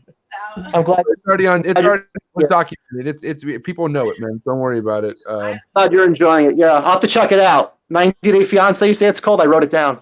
Is that actually 90 or is it the 90? Yeah. I don't know. I'm not sure. I don't even know what. I don't speak this language. You can't go wrong. Why'd you send me all the links earlier? I'm confused. We were talking about fucking your favorite 90-day fiance show. I could explain that. My daughter must have hacked my account. You told me Ed's your favorite character. I could, yeah. Oh shit. So Sanzinia. Steven's lost. Yeah, so Sanzinia, yeah. Sanzinia. No, have you had any of those, Gary, by chance? Sanzinia? No, I'm just getting back into them, MJ. I've never bred them, but I have a Keith McPeak is my buddy. He's here in New Jersey. Keith's like literally the only person. Keith bred both mandarins and Sanzinia. I think he was the first person to ever actually produce them in captivity. So, what's that? Keith McPeak. He's fucking gangster as fuck. I think we're trying to prospect that guy. We're trying to get him on here sometime. Yeah. Oh, I can help you with that. He's just a salt of the earth, good egg, man. You love him. He's a good dude, man. Yeah. All right. Yeah. Yeah. What's your history with Keith? How far back do you guys go? The first time I ever heard of him was the very first expo in 1989. He wasn't there, but somebody said to me, 89 was lit. Somebody said to me, because I said I was looking for a Sanzinia, and the guy said, "Wait, you live in New Jersey?" I go, "Yeah." He goes, "There's a kid named Keith McPeak who just bred him in New Jersey." I'm in Florida, and they're telling me this in 1989. You know, so, it was pretty crazy. But you know what? I've actually known of Keith for many years, but it's only in the last probably 2 years I've actually can say, man, we've become really good friends, man. Actually, his wife and his just came down here with his wife, and we all went out to dinner and stuff, lunch actually. And he's a good dude, man. So, but he's got a nice group. He's bred them, so I might just give mine to him and say, hey, Keith, let's just get the group going and stuff. Okay. But, can we just? I kind of want to acknowledge and admire something real quick, dude. His best friends was Rico Walder. He's hella good friends with fucking Keith McPeak. Like, dude, your circle is no joke, Gary. Like, this is why you're probably nice people. They're nice people, man. You know, Des, did you know Rico? Just through Forrest. I didn't ever get to meet him, but Forrest met him a few times and they talked a lot. And Steven wasn't born yet. Some videos. Yeah. I wish you guys all knew him. That's all I'll say about him. I don't know how. Just in passing, but I don't remember. I wish I would have met him. Yeah. You know what, man? Honestly, him and Forrest had a lot of similarities. No bullshit. They had a lot of similarities. People were drawn to them. Super knowledgeable, super passionate. I'd say Forrest was probably a little more outgoing than Rico, but very, very much on the same planes, both those guys, honestly. So it's not surprising to me that they were tight, man. They hooked up, good friends. And that's how I met Forrest. I met Forrest through Rico. I met him at the bar in Tinley. That was like 10 years ago. Might have been where I had met him. So 10 years. So 2010. That was about 2010. Yeah, that's when I first met Forrest. Yeah, he was such a kid to me, man. He was such a kid, and we were just at the bar drinking Manhattans, and he was just going on about. Hair then? I don't think so, man. I don't remember him that well as far as what he looked like, but I just remember talking to him and going like, "Holy shit, this kid he's like this sounds like such bullshit now, right after the fact, because it's like, oh, sure, I'm just saying nice things, but I'm just telling you, the first time I met him, he was the real deal. It's that simple, man. Just talking to him, and first off, I think he was wise beyond his years in the way he handled himself. He acted, I don't know, just to me, just more mature than his age led on. And I just felt like he was been doing this shit his whole life. But the thing about him is he's the first person to say, I don't know something, man. He just wanted to learn shit. And that was so cool about it. And Rico was, just very quickly about Rico Walder. Rico, what he did for chondros, man, and years from now, people are not going to know this, but a lot of guys bred chondros before Rico. He wasn't the first. Trooper Walsh was out there, Alan Zulik, Eugene Bissett. These guys were all breeding chondros, but they all worked with the zoos, right? These guys were all working with, within zoo departments and shit. So it wasn't really the public. Rico worked for the Tennessee Aquarium, he was doing, I think, herps for them as well. But what Rico did was he took all that knowledge, and he was the first guy to really bring it to the private sector and really, really fucking help people, man. He did. He just helped people, and he gave that knowledge out. And that's really what Rico did. So I always say when people you can buy a pair of chondros now, and like MJ, I know you just had success breeding your Biaks, man. That's awesome. But like the fact that you could buy a pair of chondros now, a pair of adults, realistically in a couple, I'm not saying you, I'm just saying figuratively that somebody could breed them now in a couple of years. That's really, man, I give Rico such credit for that kind of stuff, because he took all that knowledge from all those guys and put it in layman's terms so a knucklehead like me can understand the shit and actually breed these animals myself. And that's what Rico did, So how hard was it to get a snake through Rico? Like from what like when he was breeding and producing, like was it like kind of an Ed Marino type of thing, or was he like just putting everything out there, like he had a website and all sorts of shit? Yeah, no, man, he was really detailed. You know, Ed, as you know, Ed's not big with this website stuff. You know, you call Ed, and Ed'll tell you what he has, and you know, it's awesome. Like he'll tell you exactly. No, with Rico, it was really laid out. He would put a picture of every baby he had, but he would hold back most of his stuff. But then, yes, there'd be waiting all the time for Rico's animals. You know, and back then was, you know, you could. You know, Basins now, nobody's afraid to spend money on Basins. You know, they're not. People spend 10 grand plus on Basins like nothing because, knock on wood, man, Basins, guess what? Out of Northern Emeralds and Amazon Basin Emeralds and Chondros, I'm telling you right now, put your money into Basins because they're the hardiest of those three animals. I don't care what anybody tells you. They are the hardiest of those three. The most sensitive of those three are, I think, Northern Emeralds. You know, they'll start regurgitating on. You got to watch the meals and stuff. Chondros, you know, I could take somebody who's never kept a chondro in their life and I could give them the parameters and set up their cage and they'll have that. They can have that chondro for years, having never owned a chondro, no problem. But when you have a goddamn problem with a chondro, and you will have a problem with a chondro, that's where the experience shit comes in because that's the difference between that experience with a chondro or not. You can have chondros and if you don't have any problems, you'll be fine. But as Rico used to say, once you hit that 20 animal mark with a chondro, one of them is always going to have a problem. And that's the truth, man. So anyway, I'm looking at I'm in my chondro room and I'm just my heart's beating really, really fast because I'm at 22. Yeah. So I think the big thing there with comparing those three species is like, you can either get a very quality green tree python or you can get a very poor quality green tree python. You can get a good quality Northern Emerald tree boa, not as much as a quality green tree, and you can get a really bad Northern Emerald tree boa. You really can't get a bad basin. You can really only get a good basin because so few people are actually producing them. So. Absolutely, man. And it's going to be captive bred and born.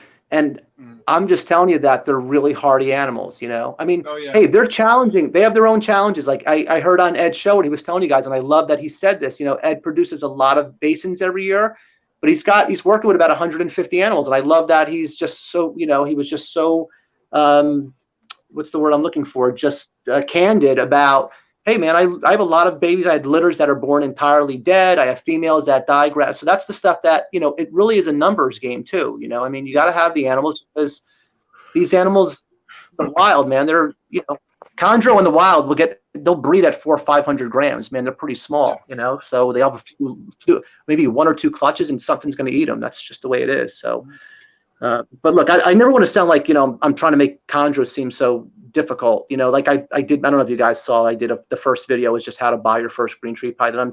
The first thing I say is, man, I'm not trying to make it sound like they're so difficult, but if you don't meet the parameters of them, you're going to have problems. It's just that simple. And by the way, if you have problems with the chondro, it's like problems with a tropical fish.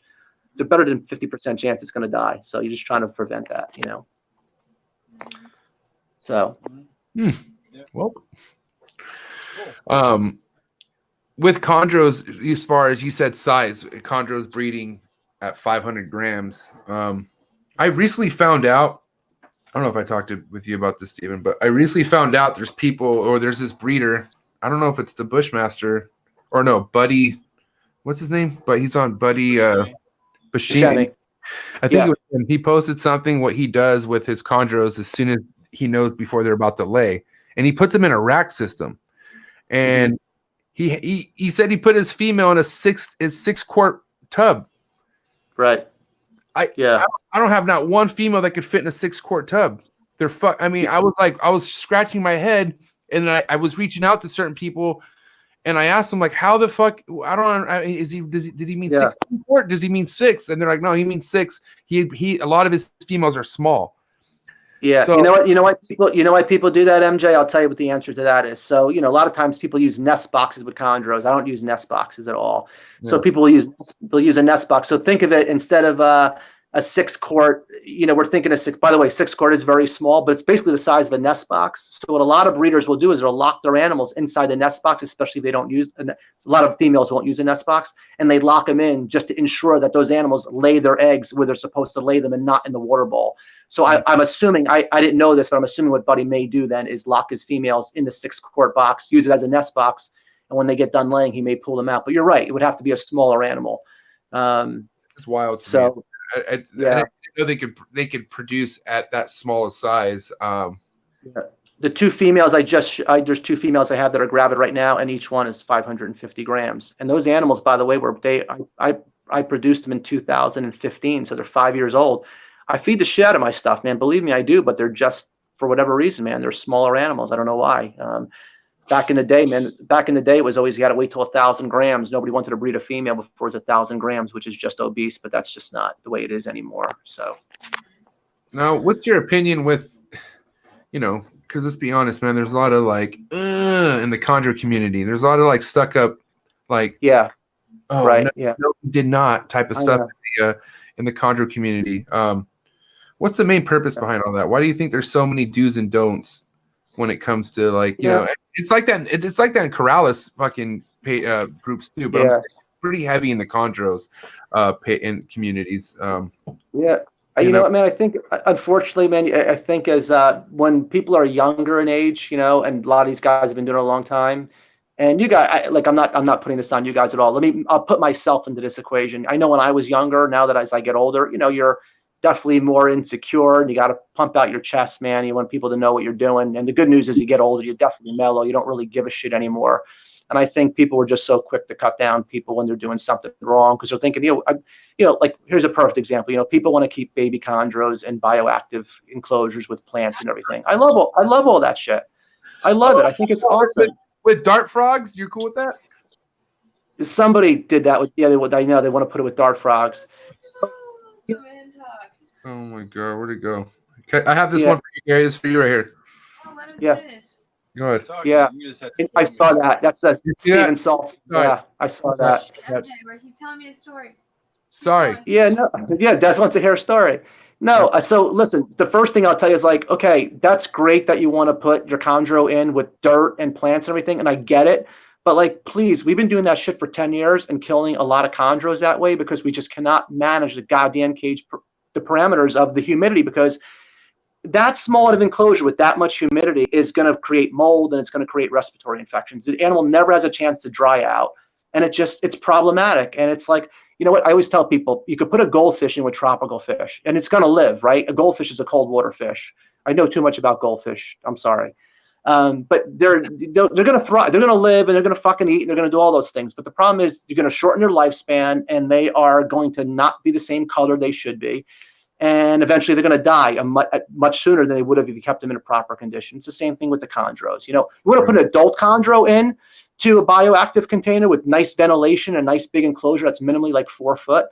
God bless, man, go for it. You'd probably be successful, but you start doing that with babies and stuff. And, you see, I just saw a post the other day somewhere, Instagram or Facebook, a chondro they had in with dirt, and it went on the bottom of the cage and filled its mouth up with dirt, man, because it was just rubbing in the dirt. But anyway, so you asked me why people could be really pricky in chondros. I don't know, man. You're right. How do I justify that? I think it's a lot of egos. And I know I keep sounding like I'm plugging my videos, but that's really why I'm doing this too. I'm trying to really bring it down to, it's so intimidating, man. Think about how long we've all been doing this shit. Imagine if you didn't know anything about these animals the first time you ever walk into a snake show. Walk into Tinley, you want a snake, you know nothing about them, man. How crazy would that be? Intimidating. And I'm trying to really, trying to be just really be more user friendly towards newer keepers. That's really what I'm trying to do with the videos and stuff. I mean, after watching everybody else's videos and I like what they're doing, I'm just saying to myself, I want to make videos, and here's why I want to make them. I want to just share some of the knowledge I have. I want to make people laugh. And at the same time, I'm just trying to raise some money for USARK, man, trying to get some people to join USARK. So that's what I'm trying to do. Hell yeah. Yeah. You couldn't find a better reason to do that, man. That's awesome. I think everybody has their own way of delivering a message or how they want to give their point across on how they do certain things. And I feel like you are definitely somebody who I feel like you can catch people's attention, Gary, for sure. Thanks. I appreciate it. Yeah, man. So I'm excited to see what you have to come out with for sure. And the fact that you are telling me with the whole rebuild, man, this is even more exciting because that means the future is only going to hold great things, right? So yeah, I'm holding stuff back. Did you, MJ? And I thanks. You did say you watched that, and I'm not putting you on the spot, but did you get a chance to see any of the videos I put up? Yes, man. I mean, I'll tell you right now, the most recent one you put up is one of my favorites, the Sanzinia one. Did I say that right? Yeah. Yeah, absolutely, man. Yeah. Yeah. What's your game plan with your videos? I mean, that is my question, right? So, I mean, do you have stuff already on the docket, and you're like, okay, I have about 10 different videos of this I want to make, or is it something where it's like fucking the week comes, you're like, all right, let me just put this out, or like, what do you do in a game plan your videos here? That's a great question, man. No, I really do have them all planned out. Like I really do know what I want to do. Each subject, I know how people are, what they're responding on the videos. Like it's really like you do the podcast and stuff, you get it, but it is awesome, guys. I got to tell you, like when you put these videos up, you don't really know who's going to watch them or how many people and shit. And then all of a sudden you put them up and people write the nicest stuff. And it really gives you hope that not everybody's a troll out there. And it's like, it really motivates the shit out of me to make more of these videos, But yes, MJ, I absolutely have my plan of attack. I know what I'm trying to, which direction I'm trying to go in. Basically what I'm doing is I watch the guys who do the videos now, and I genuinely love all their videos. Like I love Dave Kaufman for what he does, man. The guys, I see his passion. I love, Brian. I understand why people watch Brian Barczyk. I understand why people watch Brian Kuska. Like they're, seems like a really nice guy to me. And I just said, man, what I want to do is take kind of what they're doing, but just not do it for ball pythons, because like those guys really focus on ball pythons. That's just not.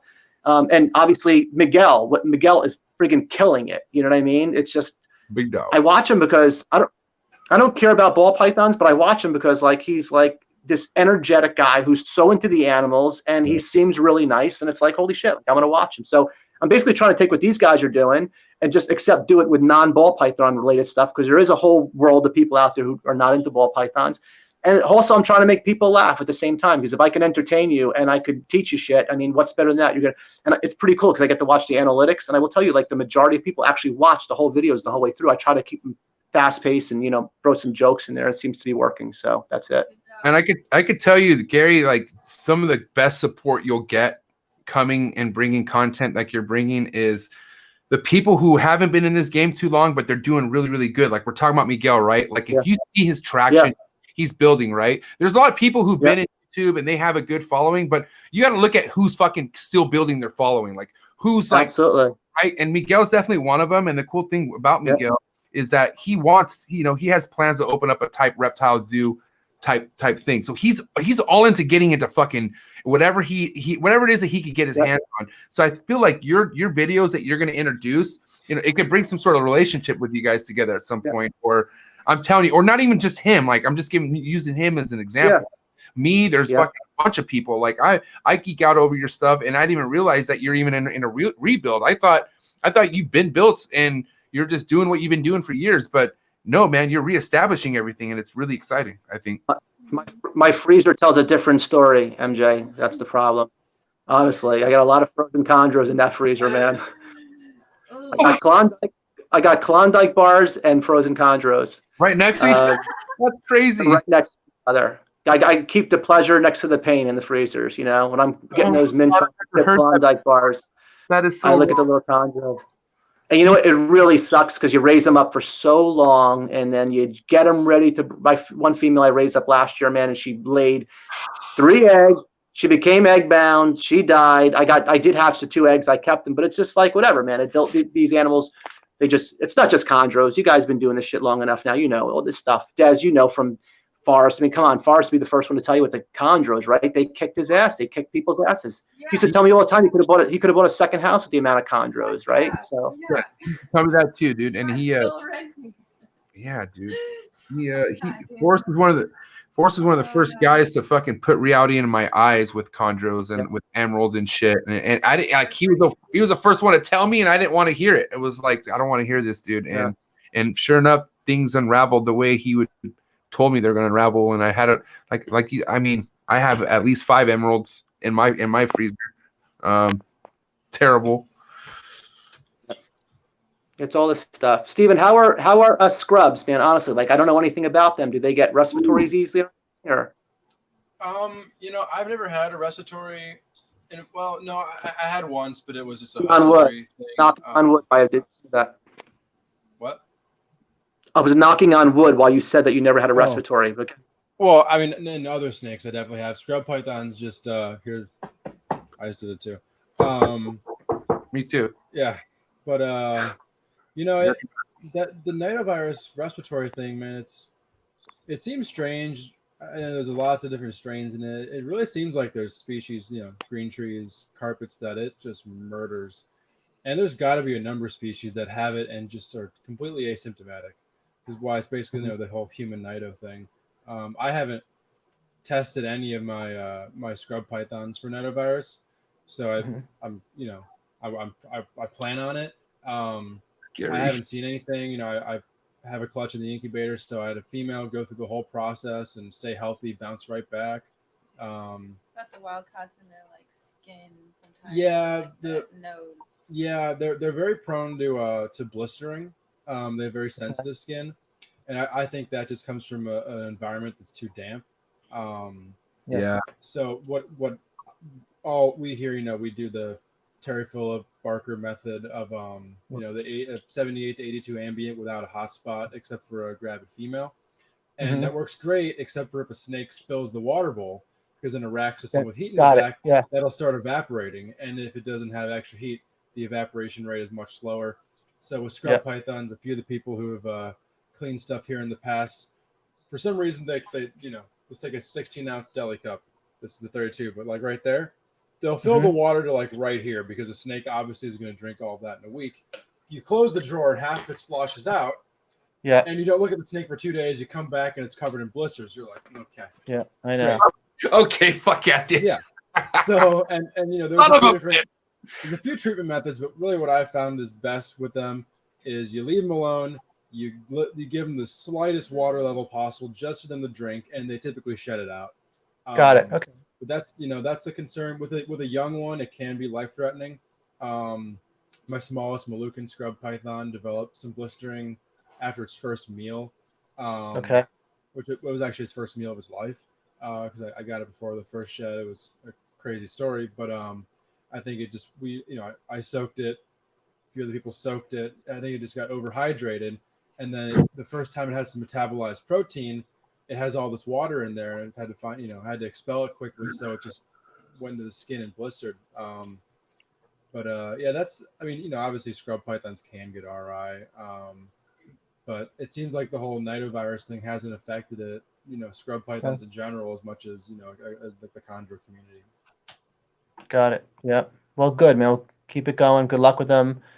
And what did you have eggs incubating right now? What did you have other eggs? Didn't you hatch out another clutch already with them, or no? Is it the same clutch? These are my first scrub python eggs. Yeah, they have a longer incubation. The incubation is so long, right? What is it? How long? How many days? Like 80, 90 days is typical. Oh my right God. Now, about like 3 weeks out. Yeah, from them hatching. Okay. So, and the thing with them is scrub python eggs, more than other pythons, it seems like they give off a lot of heat towards the end of incubation. So, you know, the two guys in the country who have been the most successful with scrub pythons, you know, publicly, David Means and Chris Foley, they've both told me that the last 2 weeks of incubation, they take it down 1 degree in that incubator, and then the last week they take it down another degree. So you're going to be cooking those at 83 the last week of incubation, because those eggs are giving out so much heat that it'll literally kill the clutch, not knocking down that incubation temperature. That's, you know, isn't that amazing? Like, people figure that stuff out. That always amazes me. But they used to do that with chondros all the time too. They used to start with a lower temperature, then you would adjust it and you would drop it last 2. And now we call it straight baking. So now with chondros we go 87.4 degrees straight bake.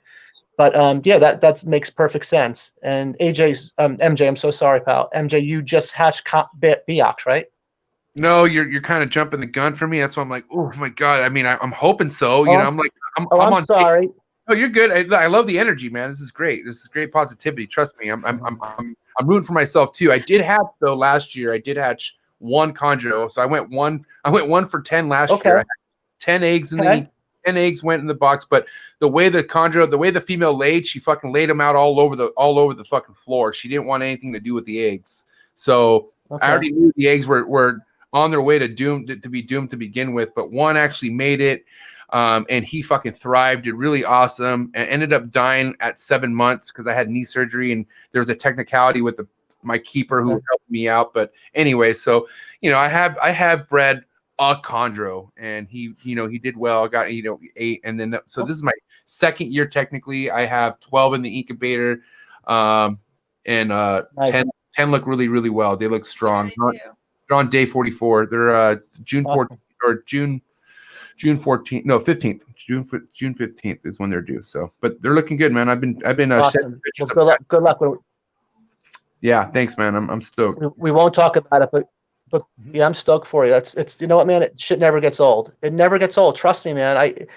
I still get that same feeling when I get a new snake and I'm opening a box and hatching an egg. I'm telling you, man, it never goes away. And when it goes away, man, that's when you get out of it, because that's the coolest shit. You know, even feeding stuff is fun. You know, I had 3 eggs that I cut open last year, and one was just malnourished. It just didn't like it was looked like it was starting to form, and it was just it looked like a damn out of a horror movie. That was it. And then the second egg was fully formed. The snake was fully formed. It just couldn't make it out. And it was a beautiful yellow one. And then the one red one hatched, and I could just tell you, just by that happening, I was so driven and so motivated. It was nuts. Like, I will chase that feeling for the rest of my life, forever. I'm not gonna ever stop. That's awesome. Yeah, man, for sure. It's all good stuff. Des, are you Des, educate me here. Are you like hands-on with the animals and stuff? Like, are you working with a lot of stuff yourself, or not really? You run the whole business and. Yes. So I'm doing all the reptiles right now during the week, and then we have Emily come out and help on the weekends. So I kind of take a little break on the weekends. Okay. When I first came back, I was like doing a lot of the rodent shipping, but I have an allergy to rats and okay. the shipping boxes insulation. So like I just kept breaking out in my arms, and I was just like, this isn't worth it anymore. So we got some other people trained on it, and now I just focus on, because like we got a lot of daytime stuff, you know, all the lizards, they need sprayed in the mornings, and crickets and the turtles, and so usually do my mornings is filled with that, and then just go around and spot clean different snakes and do little projects here and there. Right. But it's really, at this point, it's therapeutic. I can't be Good. alone, and I have a really, really, really good family that's helping me watch Lars, and he's doing so good over there. And we're working on making a new building here that's going to be baby friendly, so it'll have a really cool room for him, and then I'll start having him with me during the day, and I'll just have like a helper that comes and helps with him, and he'll start learning stuff. Hopefully he'll love it. So far he goes for snake hooks every time he comes in the rooms, and he's totally into it. So oh my god.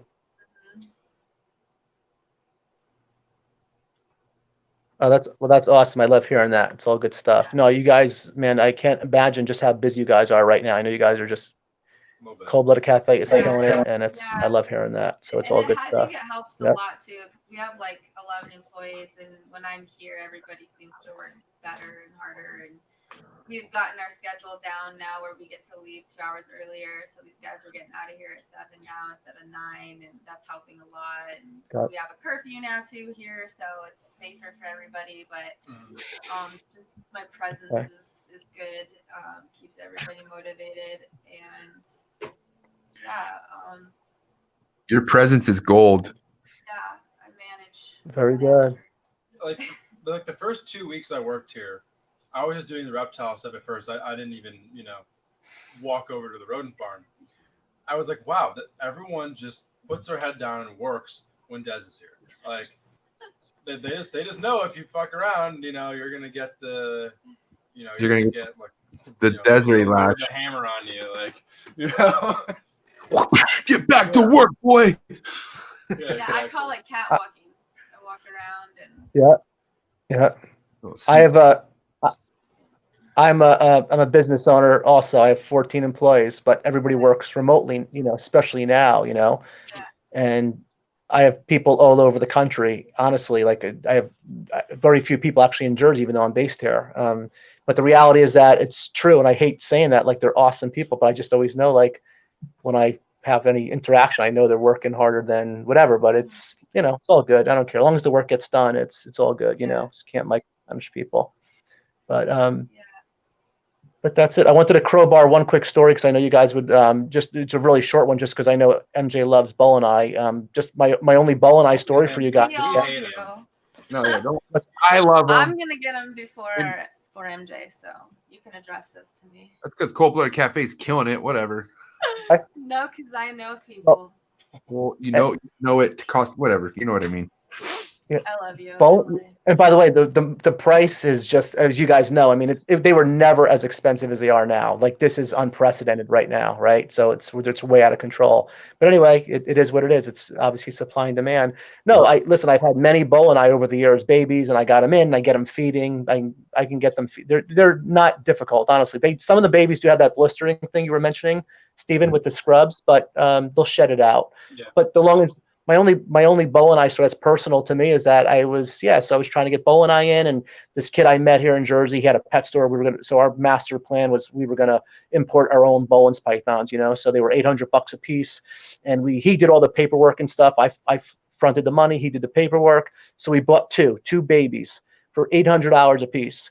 And we bought also, the first time I'd ever seen them, they had just started coming in the country, are the Borneo blood pythons. They had just started coming in. Only the Sumatrans had come in before that. So it's like a brand new species. They were describing them to us and stuff over the phone, like, all right, we'll take 8 of them. They were $65 a piece. I'll never forget. So we were into the Boeleni for $800 each, and the baby, the Borneos for $65 a piece. We took 8 of those. Plus it was like another $1,000 just to do all the import stuff. Anyway, we opened the box. The Borneos were perfect. They were perfect little farm produced babies. But the Boelens, they were 2 males, and they were wild caught. One was 4 foot and one was 7 foot. I'm like, holy shit, what the hell am I going to do with these things? I didn't even have a cage set up. So we literally took them, drove them to Bill Holstrom, who was working at the Bronx Zoo, who was big into green anacondas at the time. And Bronx Zoo just bought both of the Boelens from us. And one of them died out. Like, one of them died after, I don't know, 6 months, and the other one they had for years. Man, they had that animal in the back and then on display. But so they've always been this way. Trust me. Even years ago, they've always eluded the hobbyists. Man, it's always tough to get them, but not as tough as it is now. Like, baby Boeleni would come in every year, and I was buying them for $1,500 a piece. I was buying 8 to 10 at a time. I was selling them for $2,500 a piece, and it was never a problem getting them, and now it's a problem getting them, Yeah. So that was the first species. Go ahead, Desiree. I was just saying, I'll just take one, just as a pet. That's all I want. Yeah. I'm not here to collect too many pets at all. Like, I have a pet rattlesnake, but I will take a pet Boeleni in such a heart. Like, fuck, give it to me. I'll stare at that thing all day. But see, I have to correct both you guys and say that's awesome, but you can't keep them as pets because they're really going to disappear. They're not going to be able to come in the next, who knows, the next decade they might be shut down, and that's just the reality of it. It might be less than that. You can't get them now. Same with dogs. You can't get them. Same with dogs. What are you going to do? With what? Same with dogs. Dogs? Yeah, you dogs. Dabs, huh? What was that, Steven? Are you asking a question finally? No, I didn't think so. No, what I'm saying, dogs can turn over. Dogs get cancer after a year. Like, there's shit that just roll over with dogs all the time. He's talking about importation of Boelens pythons. Dogs don't get imported. Yeah, I'm sorry. No worries. I was talking about pets. You said something about pets. I'm sorry. No, I said you're not. Captivity, you're basically obligated to at least try to breed. Let him talk, Carl. No. All right, Steven. Steven was on the same. I will try. You can't. So like. And Gary, because I heard let Gary talk. Right. See, I'm gonna call mom and dad. The three siblings. Listen. You're all. I hope you guys always stay friends because you guys are great together. So I hope you're kidding right now.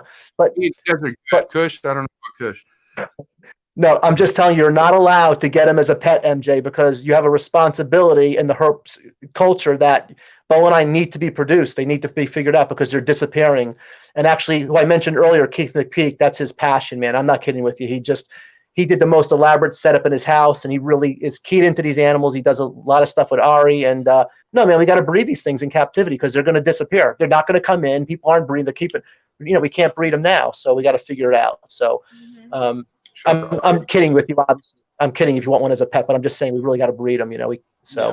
Trust me. I would definitely take a pair in a fucking heartbeat. But if that weren't in my cards, I'm totally fine with having a Boeleni. Like they're awesome. Disappointed. Yeah. They're awesome. I'll tell you what though, Gary, that was the first as I got into this hobby. And, species I kept coming across that I wanted, nothing was really stopping me, like not even financially. I was able to afford a lot of things until the Boeleni came. And I was like scratching my head and I was like, $8,500? The fuck? I was looking around. I was like, how the fuck am I ever going to pull that off? And then I remember I went to a show and John's Jungle had a pair for 16,500. And I was like, no, I was like, this is never going to happen. What the fuck am I going to do? But it is. I already know it's going to happen. That's why they're just super. Not, it's probably one of the most amazing animals that I love. Yeah. But they're awesome. Yeah. Like you said, super hard. Yeah. They're awesome animals. They get big, man. People don't realize until they see them in person, man, just how big an adult Boeleni gets, But no, they're awesome animals. And hey, listen, the reality is if you stick doing this, what I tell everybody, man, I mean, when they're getting into animals, like we're all spoiled now, right? Because we have access to so many animals and stuff. But like most people, when they're getting into stuff, they just can't afford to go out and spend thousands of dollars on animals. But hey, man, you get Boelens just like you get anything. You buy some animals and you breed them and you take that dough and you flip it into Boeleni. I mean, you breed your Biak chondros, suddenly you're selling them for whatever. I'm sorry, I'm not supposed to say that because you didn't hatch them yet. But I'm just saying, hey, man, one clutch and you could buy a pair of Boeleni for yourself. That's the reality of it. So, really, I think so. Wow. Yes. If you know a guy, can we just do a trade based on what you just said? Well, there wouldn't be a trade. You'd have to sell them off. Yeah, that's the problem. You need to sell them, and you will sell them off. You'll sell them fast. Do you want to say something? Really I see your eyes getting closer together. So Steven took the mic from me. No, I was just gonna ask Gary what he thought about UV lighting and lighting for different animals and breeding. Yeah, it's gonna be good. I just heard Kevin. I know Kevin did the podcast on that. Here's my answer, honestly. I really don't know enough about it. I could tell you that we used to always say with snakes, they didn't need it. However, they used to say with diamond pythons really need the UV. I guess the answer is, look, any animal, right, I would imagine they would benefit from UV, but I just can't imagine, except from lizards, they don't need it. But listen, man, you understand, even though reptiles have been so huge for the past 25, 30 years, we're just at the tipping point of just, it's so new still, the reptile industry. I mean, there's going to come a time when an animal gets a respiratory infection down the road and they're going to just heal it quickly, a vet. It's just going to be common practice, so we're at a time where we now can keep these animals successfully. We now can breed these animals. We fall short when it comes to health and getting a sick animal healthy. We're still short there. And I think that question falls in line with that. I think that UV lighting comes into that whole health play. 10 years, 20 years from now, you might be selling somebody. Can you imagine, man, when I was doing this 20 years ago, we didn't even need UV lighting. You know what I mean? So I don't know, Des. If they need it, I'm in big trouble because I don't have any of it in my room. So yeah. Anybody? We just had a small conversation about that today, but it's going to be one of our upcoming guests. So hopefully we'll be able to touch on that. Who's the guest who's going to discuss that? We can't say yet. Okay, no worries. Gary, we like you. We like you, but we got this is stuff. But it was on the topic of Boeleni that we got to talk. I fully understand. I don't blame you guys one bit. I don't blame you because if you told me, I would tell you. I wouldn't tell anybody, and I would tell everybody. So you probably shouldn't tell me. I heard there's rumors of people trying to outbid our guests, try to get them on their show before ours. So we're, you know what I mean? Let them try. We don't like people. You know what? I will tell you, like Des and Steven were like really nice enough, and I mean this, man. I don't take this stuff lightly. Like you guys are really building an audience. I found your show long before you asked me about it, and I'm listening to you guys all the time. So I really appreciate it. When I say thank you for having me, I appreciate it. But as I said to Des and Steven in the past, I just felt like I didn't really have much to add. Like, there's a lot of people out there, and I figured now I got the YouTube thing going. It's something we could talk about, So but I'm doing another gentleman's podcast tomorrow. All chondros. Oh, hell yeah. Getting out there. I'm glad you are. That's good. I don't want to hear myself talk. I don't want to hear myself talk anymore. Thanks, Des. I appreciate that. I got you. But I want Steve and Des. I know MJ did it, but like seriously, don't humor me. Go pick one of my 3 videos and watch them. Seriously, tell me what you think of it. I'd love to get your opinion on it. I hope it makes you laugh. I laughed over the first one. They don't like YouTube. They don't like. Okay, good. Yeah, whatever. I put it on for Lars. He watches Brian's daily vlogs every morning. I watch Brian's daily vlogs every day. Yeah, I put them on every day. I really do. Lars when I gotta distract him so I can get my shower in. Yeah. I can only say this. Sorry, MJ. I keep stepping on you. I apologize. Now, I was just going to say with Brian is that, man, this is, it's just so funny with me because you're right. People always take shots at him. And I will tell you that I've known the guy for a long time. Like, listen, I'm not saying we're best friends. I've known him. I see him at a show. We say hi.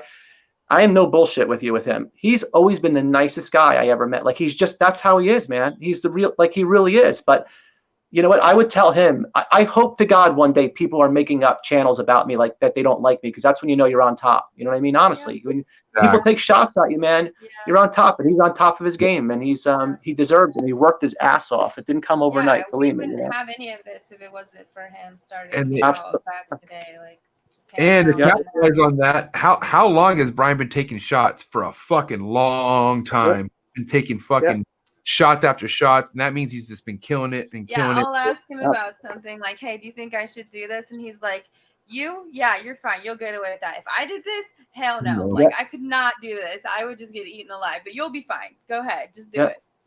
I know you guys are tight with him. I don't know him, but as a guy who's been around for a while now, I can only tell you that my advice to him was like, I would never address any of it, man. I would just keep doing my thing. I wouldn't even address it. Just keep doing it, because that's what these people thrive on. You know, they just thrive. Just, oh my God, he's.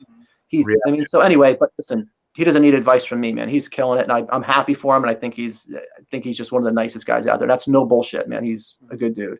So, you know. Are you ever down to go check out his reptarium? I would do that. Yeah, I'm just never out that part of the country, but of course, yeah, I would absolutely do that. Yeah, it looks pretty. I mean, it looks amazing, those cages and stuff. You know, I mean, just the guys spare no expense. Were you there, MJ? Yeah, I got the opportunity to go because when Tinley bullshit, when this COVID hit the fucking fan with Tinley and they closed down, I rerouted to Detroit and hung out with Miguel, and we fucking went to BHB, and I finally went to the Reptarium. And I got to talk to Brian fucking one-on-one for like an hour. It was fucking surreal, dude. I will literally take shit to my grave. But what I was gonna say, the Reptarium, man, the detail he has in these enclosures and the amount of different species he's all keeping in this one building, is beyond me, dude. And everything's sustained. Everything's doing really, really awesome from what I can see. I see it. Yeah. Did he have his bow and eye? Did he have his bow and eye, MJ, when you were there, or you didn't have it yet? He didn't have it yet when I was. Yeah, he did not have it yet. And you don't have your croc yet either. He doesn't have baby Kush yet, right? Not yet. No. We might take a trip up there soon. Yeah. You guys are dropping it off? Yeah, or they're gonna come here, one or the other. But we want to see the expansion, so we might just shoot up there. Listen, wait 6 months, and he's going to expand it again. You might as well just wait, because I know he's going 3.0 soon with that thing, man. I know he's going to do it. Yeah, we'll go he's close. He's only like 5 hours. I can't imagine 3.0. Woo! We all should roll for that one. That was going to be epic. I know. But yeah, he's a good egg, man. I've never met anybody really in all the years that I can really tell you is like, oh my God, I'm major. I mean, that's not true. There's a couple of people I probably don't like, but overall, man, I think everybody's pretty nice. But that's how, you know, with a guy like him, it's true, man. It's not just about what he bred; it's about the way he got there too, because he is a friendly dude, and he's a friendly dude. It's that simple, you know. So his passion, I think, speaks for himself. Supported us since day one. So yeah. We owe a lot of it to them for sure. And it's so funny, MJ, because like when you say, you know, when you met him and it's surreal and stuff, and trust me, like I'm sure if I was hanging with Brian now too, but it's funny because like we came up together, right? Like, you know, like I said, we wouldn't be like, he's not my best friend, but if he sees me at a show, of course I'll go over to him and he doesn't, you know, we just say hi and stuff. But it's just fun for me now watching a lot of these guys who I've just seen forever, like, wow, man, like this is a real business now. You know what I mean? And I love it. I absolutely love it. You know, and these guys saw that light years ahead of me and ahead of a lot of people, and saw what the future was, man. And they adjusted for it. And it's pretty awesome. So I think it's awesome that you're like, you know, you're a little late to the party, but you know, late's better than not showing up. I'm very late. But here I am. It's just going off, MJ. I'm talking about as far as like with Brian, his peeps, like his people he grew up with. You know what I mean? Like in his era. Well, you know what it was, MJ? Big on social media too. I mean, he's been pretty quiet. Who's that, Dad? Kevin's been for a couple years, at least more by now. So yeah. Well, Kevin, you know what it is? I think the difference between me and those guys too, as you mentioned, is Kevin. Well, I think they're both very different people in the sense that, you know, Brian loves being out there. Kevin, man, he's got the knowledge, but that's not his deal, man. He doesn't want to be around. Yeah, they have to but he's getting better. Go do his interviews. Yeah. He's definitely getting better with it. Loves the animals. But you know what I did, MJ, is that, you know, I don't work with animals full time. You know what I'm saying to you? Like, I don't do it full time. So those guys do, but hey, listen, I would love to do it full time. It's amazing. But yeah, I think that's the main difference too, you know. So I think with the YouTube channel, it's a huge step, like for sure. Like I think that's I don't know what I got myself into, MJ. It's a lot of work, man. I'm telling you. Yeah, like it is. Yeah. People write me and they're like, dude, like, you know, like say really cool stuff, like nice stuff, man. You know, they're really genuine. You could tell, like, it's really cool stuff. And I'm like, holy crap, I hope I can meet this person's expectations. Like, I hope I can keep this going. You know, you feel like the pressure on you. So, no, man. And my wife's a trooper, man. She films it all, you know, and she does not like snakes, believe me. How long have you been married for? Total between both marriages, or okay, no, I'm kidding. But yeah, it is two marriages. But no, so I'm married to my wife. We were married for 18 years. The most recent one is 18 years. Just 18 years. Yeah, okay. Yeah. I was divorced. I was a kid when I got divorced. We didn't have any kids or anything, so it's like, yeah. No, man, it's awesome. But she's so supportive. Like, she could care less with the snakes as far as what I get, what I do. She just gets it. You know what I mean? She just gets it. So, as long as I get it. Yeah. Yeah, but she films everything, and she makes her little, every once in a while I make her say something on film and stuff. But that's it, man. Well, I hope I get to see you all soon, man. I really miss everybody. I miss shows, and it's a bummer. We had a great time, Steven and Des, and we were in Arlington the last time I saw you guys, right? Yeah, I hope they do that show. We'll be there if they do. Yeah. Will you be at Tinley in October? Gary? MJ, I plan to be there, pal. I'm planning on it. I may have a room and everything, so we'll see if they have it. You know, we'll see. Sweet. So, I hate to say it, but we almost have to write 2020 off. I hate saying that out loud, but it's just like, I don't know. I get everything. Fuck that. Yeah, right. I know. Steve has scrub eggs. I have eggs. We're not writing this shit up. Yeah. We got.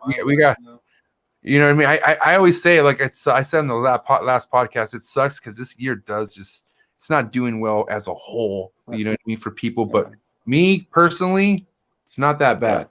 You know what I mean? I don't want to be selfish, but I still have hopes for 2020. But you know, 2021 should be better. 2022 should be even better. You know, that's how it works. Here's the scary part. We're not even halfway through 2020 yet. You know what I mean? We're not even halfway through. We're in the beginning of June and stuff. There's a lot of game left. There is, MJ, and I'm a positive guy. We could turn it around, but it's just been strange year. You know, I speak with my parents all the time. My parents are in their 80s, and I go like, Mom and Dad, like, have you ever seen anything like this? Like, you know, with the riots back, and they're like, yeah, there were riots, but and I'm not talking about the riots, obviously. I'm talking about just the whole picture, right? But it's been a pretty, you know, upsetting year, I think. You know, so that's the best way to describe it. So. Yeah. Only way out is up. You just got to keep looking up, man. Right. I'm totally with you, man. I love your attitude. I love that. I'm totally with you, and I'm with you, and I feel that way too. I just you know, so based on that, yes, I will see you in October in Tinley. It sounds like. Fucking we'll be there. Hey Gary, this has been an amazing 2 hours having you on the podcast. It's been an honor. Okay. Well, thanks, man. I appreciate that. You're just somebody who, from what I've been talking to people and stuff, you're super highly respected in this hobby, and I'm not just, you know, giving you a reach around because you're the guest. I'm telling you right now, that's solid facts of people like Patrick, who I look up to. I look up to Patrick a lot. But there's a list of people that I've spoken to that just give you the most up respect, and a lot of people are gonna be excited for this episode. I'll tell you that. I mean, I think that's solid. Definitely round 2 worthy. What do you guys think? Well, I appreciate all that, but so here's your reach around too, and I mean this, is that, you know, as you've been doing this for a long time, anybody's been doing this for like 25, 30 years plus, like I'm coming up 39 years, and this is the real deal, man. I mean this, like, you guys really, I love it. Like, it's like, I always feel like we're old guys are handing off the baton to you guys. You guys are just going to take it and run with it at a whole different level. So, man, it's truly inspiring. I mean that. So just keep it going. It's like, look at the shit you guys are doing, you know, like each one of you I can go through, like Des killing it with, like, you're the biggest rodent producer now, and you're gonna keep growing. Kush is gonna kill it with whatever he touches. You know, MJ, you're like the catalyst, I think, between the three as far as the social media thing, man. So like you each bring something to the table, and it's good stuff, man. So it's inspiring for me, and I love it. So keep it going. Thank you. Before we let you go, Gary, anybody who is new and up and coming in the hobby, just somebody who's looking to get into the animals as far as chondros, everything we were speaking of today, like, is there any advice you could give to new breeders, new keepers? Watch his videos. Watch my videos, guys. Very, very player, Desiree. Very player. Like and subscribe, turn on those notifications. Yes. Thank you. That's great. But I guess Des is first. She's nailed it. Yes, please watch my videos.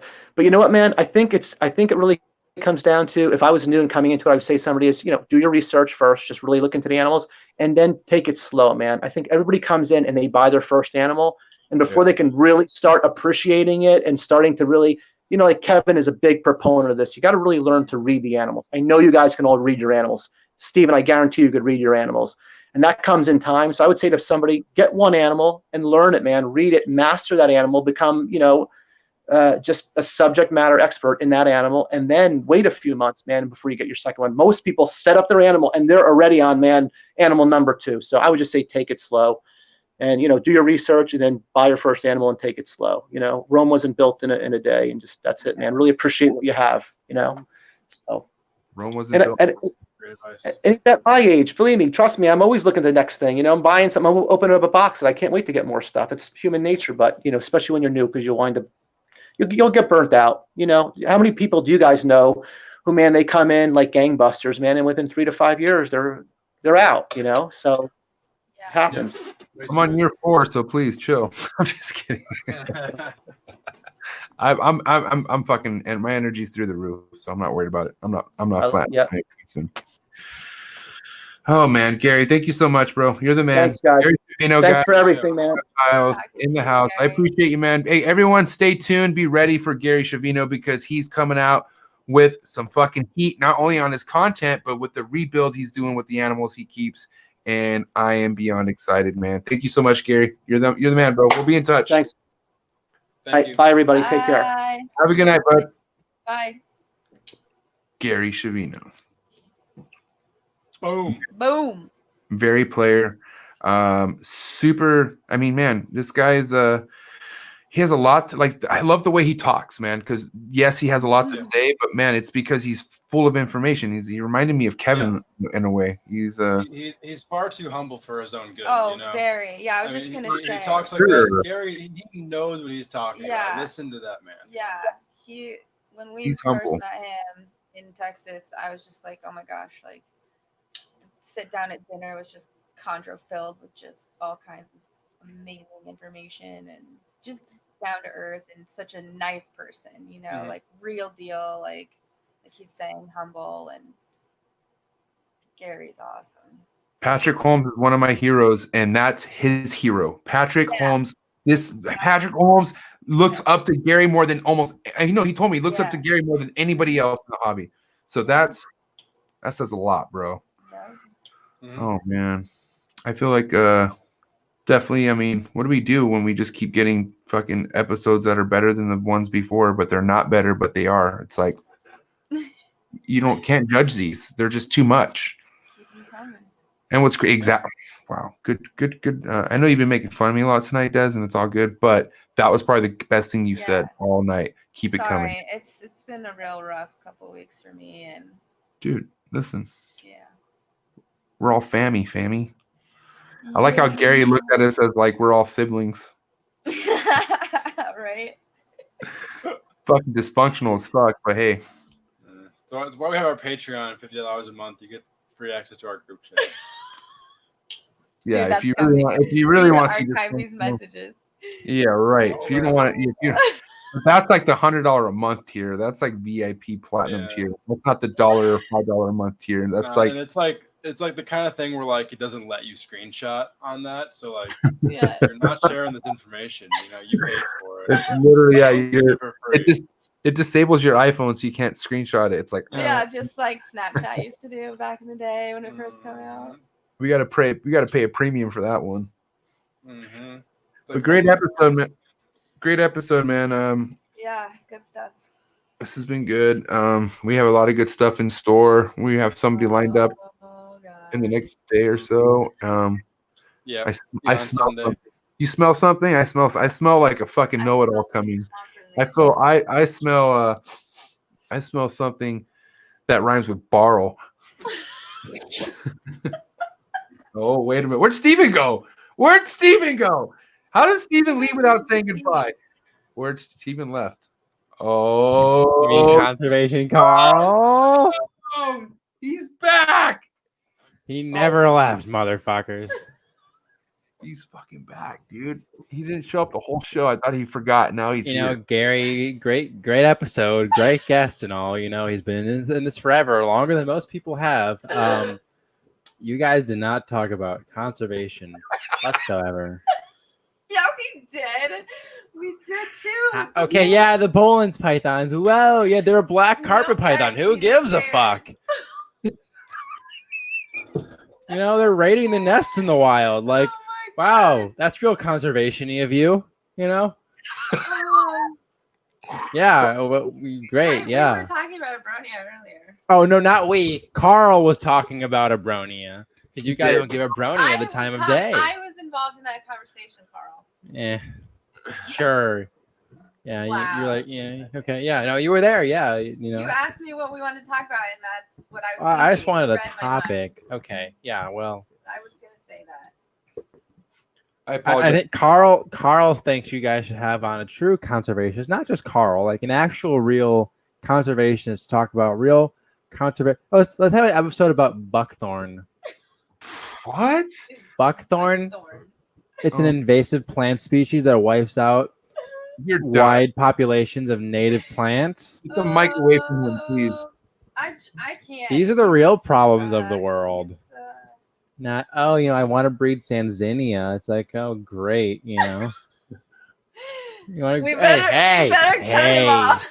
Oh yeah, you breed Sanzinia. Okay, yeah. Well, I have my rough green snake colony. They're the same thing. It's just a green snake. Like, at least I release mine into the wild and have gut flora controls in my collection and actually take records. Trying to come back through. I can hear it. I don't give a fuck about that guy. He's got to work. Steven doesn't work. See how much that guy's on his phone? I think he's losing his fucking mind. And his alter ego's intermitting with his fucking personal soul. He's becoming one. He passed me on the way out. He's gone. Like, he didn't give a fuck to stay for the end of the podcast. So Carl's like, I gotta save the day. I'm gonna come in here and I'm gonna talk about conservation.